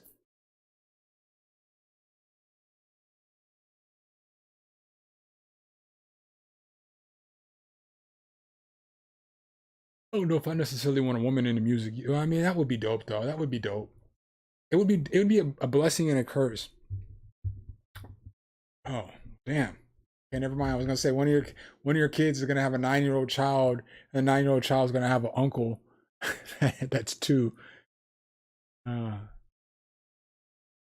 but I don't know if I would want a girl that was in a relationship or that was into music. It sounds good, and it probably would be cool because then she wouldn't be all freaked out if you were working on music because she'd be working on music. But like, what if she wanted to steal your glory? Like, does your path have to turn into hers? Because I know for me, like, let's say I was with a famous girl, um, just a famous singer or something, you know. So like, let's say, whoever you want to name, right? And we both started off the same thing, and she blew up. I wouldn't be jealous, and I wouldn't even be like that boyfriend who was like, "Let me get on your track, or let me make all your beats." She wanted a beat. She wanted a beat. If she wanted me to get on the track, she wants me to get on the track. If she don't want me to mess with her music, I'm cool. Because then I can go do my own thing. Because I know that if she's making a bunch of money and she's famous, then I'm okay. You know what I'm saying? Like, because she's a musician with me. So she's going to know that I'm working on music.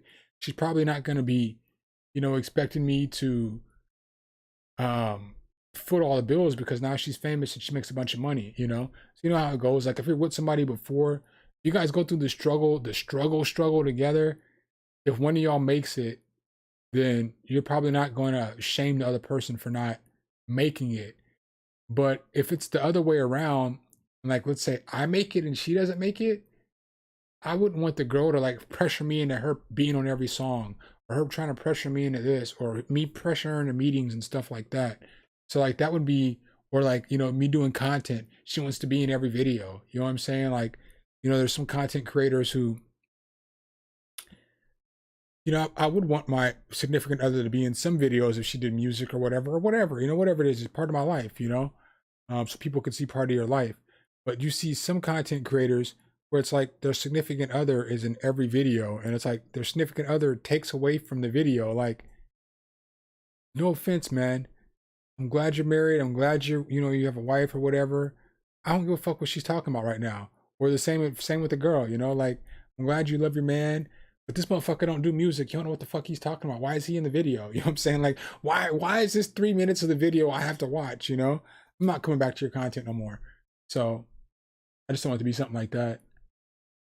Fight over who makes a better reverb.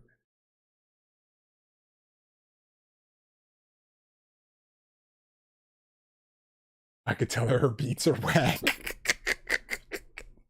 Bruh. Weak. Weak.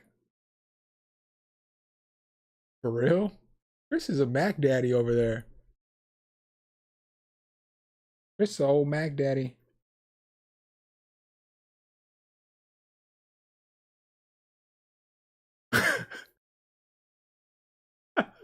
Justin, what's good, man? I think I said what's up a minute ago, but what's good, Brody?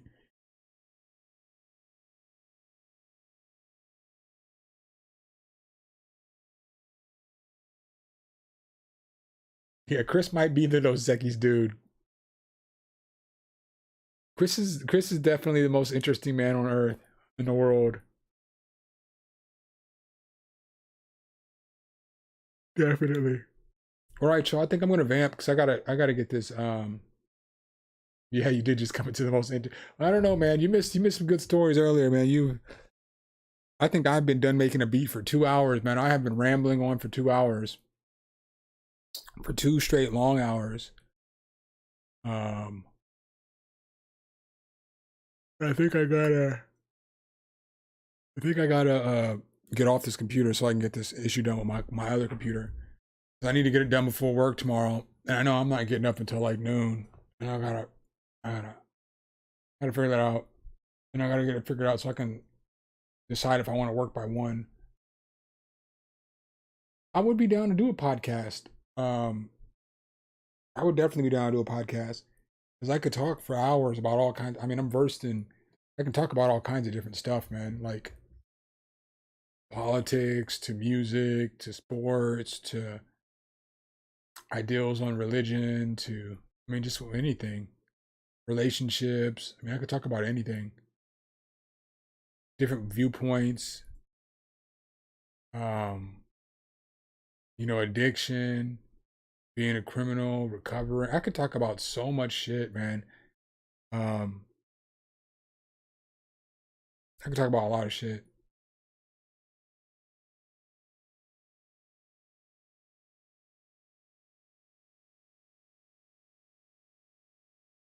I would want to do, but I'd want to do the visual too, because you can do audio, but visual.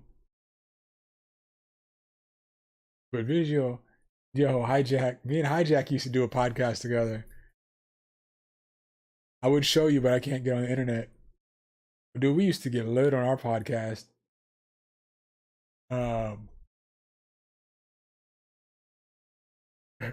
It's something hub.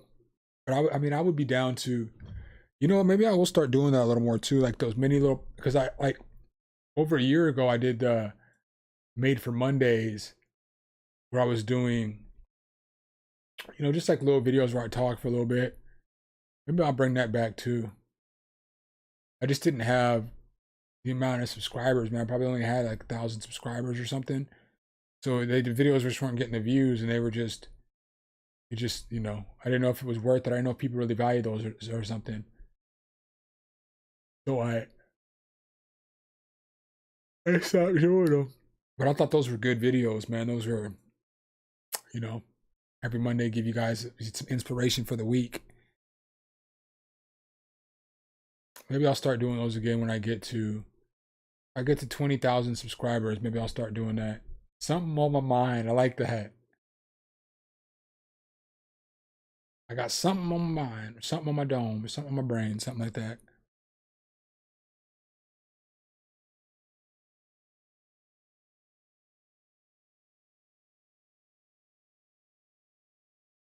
Yeah, man. Don't be scared of being anonymous, Chris.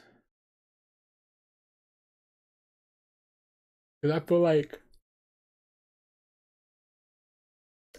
there's a good market for. I don't watch podcasts. I don't watch podcasts unless I can see the person. But like I get up and do stuff. So like I watch. I think I tell you guys this all the time. I watch, Rory and Mal. Rory and Mal. That's like my favorite podcast. That's really the only podcast that I watch. But I never listen to audio podcasts. I used to watch the Joe Budden podcast. I used to watch the Joe Rogan podcast. And I don't necessarily, I'm not a Joe Rogan hater. So I don't know about that N word though. I haven't thought about it since that, but I haven't been watching Joe Rogan for a while because I just don't have time. So it's like, do I watch, a bunch of podcasts all day, or do I work on what I need to work on? But I do typically watch Rory and Maul like whenever I do something. So like if I'm like cleaning, or if I'm filling out something, or like whenever I do thumbnails in the morning, I always listen to Rory and Maul while I'm doing the thumbnail. But then I go back and forth because I like to see their facial expressions when they say funny stuff, because them dudes is kind of funny to me. Yeah, Joe Budden is always angry. I can't. I like the Joe Budden podcast because of Rory and Maul, and then Joe Budden. But like when they left, I left. Like I can't be listening to some dude talking about how he treats people right and how creators need this and creators do that, and then behind closed door, you're not even paying the people right. Like not in like his words are, people only watch the show because of me. Dude, I watched the show in spite of you. You know what I'm saying? Like a lot of people watch this shit in spite of you. We might have watched the first episode or something because, we saw a clip, or, somebody told us, oh, the Joe Budden podcast is cool. And, you first are like Joe Budden, like pump it up, Joe Budden, Then we watched it, and then it was like, I liked all the other stuff. I liked Maul, I liked Rory, I liked Parks, I liked the interaction with the other people. Joe was all right, but sometimes Joe, like, I don't like podcasts when people just talk over the other people on the podcast the whole time. Like, these dudes are just as entertaining as you are. These other dudes are funny. You're not necessarily funny. You'd say funny stuff, but you're not funny. It's like, it's funny because of what you said. You know what I'm saying? Like, I don't know how to put that.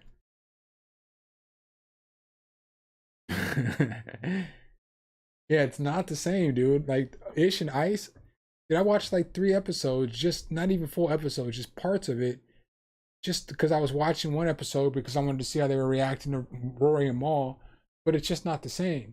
And granted, Rory and Maul's podcast isn't the same as Joe Budden podcast, but it's not the same in a better way. Like they're like, dude, they just get on rants about random stuff, and I like that. That's what I like. I like to hear. I don't necessarily want to hear a whole podcast about music. I don't want to hear a whole podcast about Joe, about when he was beefing with Eminem over and over again, or when he was beefing with Drake over and over again, or I don't want to hear that shit all the time. But like Roy and Maul be talking about super random shit, like, and then they hang out, and that's what's funny too, is because they were talking about how during the Super Bowl they all went over to Rory's house, and they were all super drunk, and like the girl assistant, she's funny too, because she just be throwing in like random comments. She's like a part of the podcast, but you don't ever see her. She was talking about how they were combing through all Rory's closets looking for more wine. And Rory's like, why were y'all going through my closets looking for wine? I don't know, man, you're Irish. We just figured we kept more, wine in the closet. But just the way that the story is told, it's just funny. It's just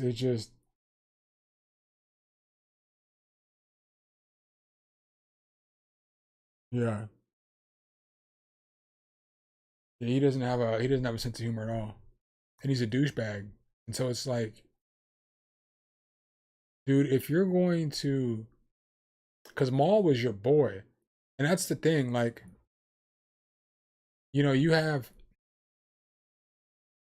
these people who are your friends, and one of your friends doesn't need your money.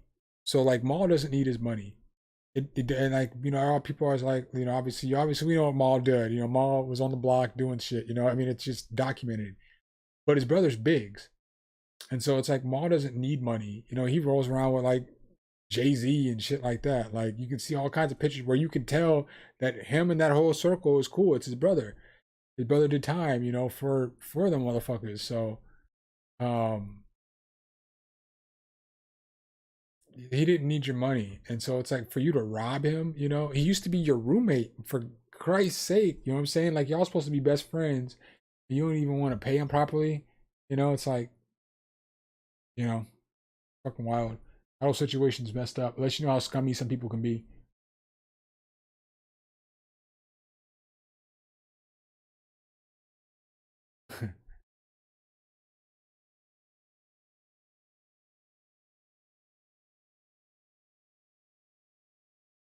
Yeah, yo, I'm out. I'm about to go vamp. I'm gonna need to go eat. I'm starving. And then I gotta figure this out. My computer. And then yeah, you guys already know. I'll holler at y'all. I'll be back on Friday. Um, I don't know if I'm gonna drop a video on Friday or not. I don't have any idea. It just depends on how this computer issue bolds out. I don't have anything planned for a plugin review or anything like that. So maybe I'll drop a video on Friday. Maybe I won't. Well, you'll find out on Friday. Y'all be easy, man.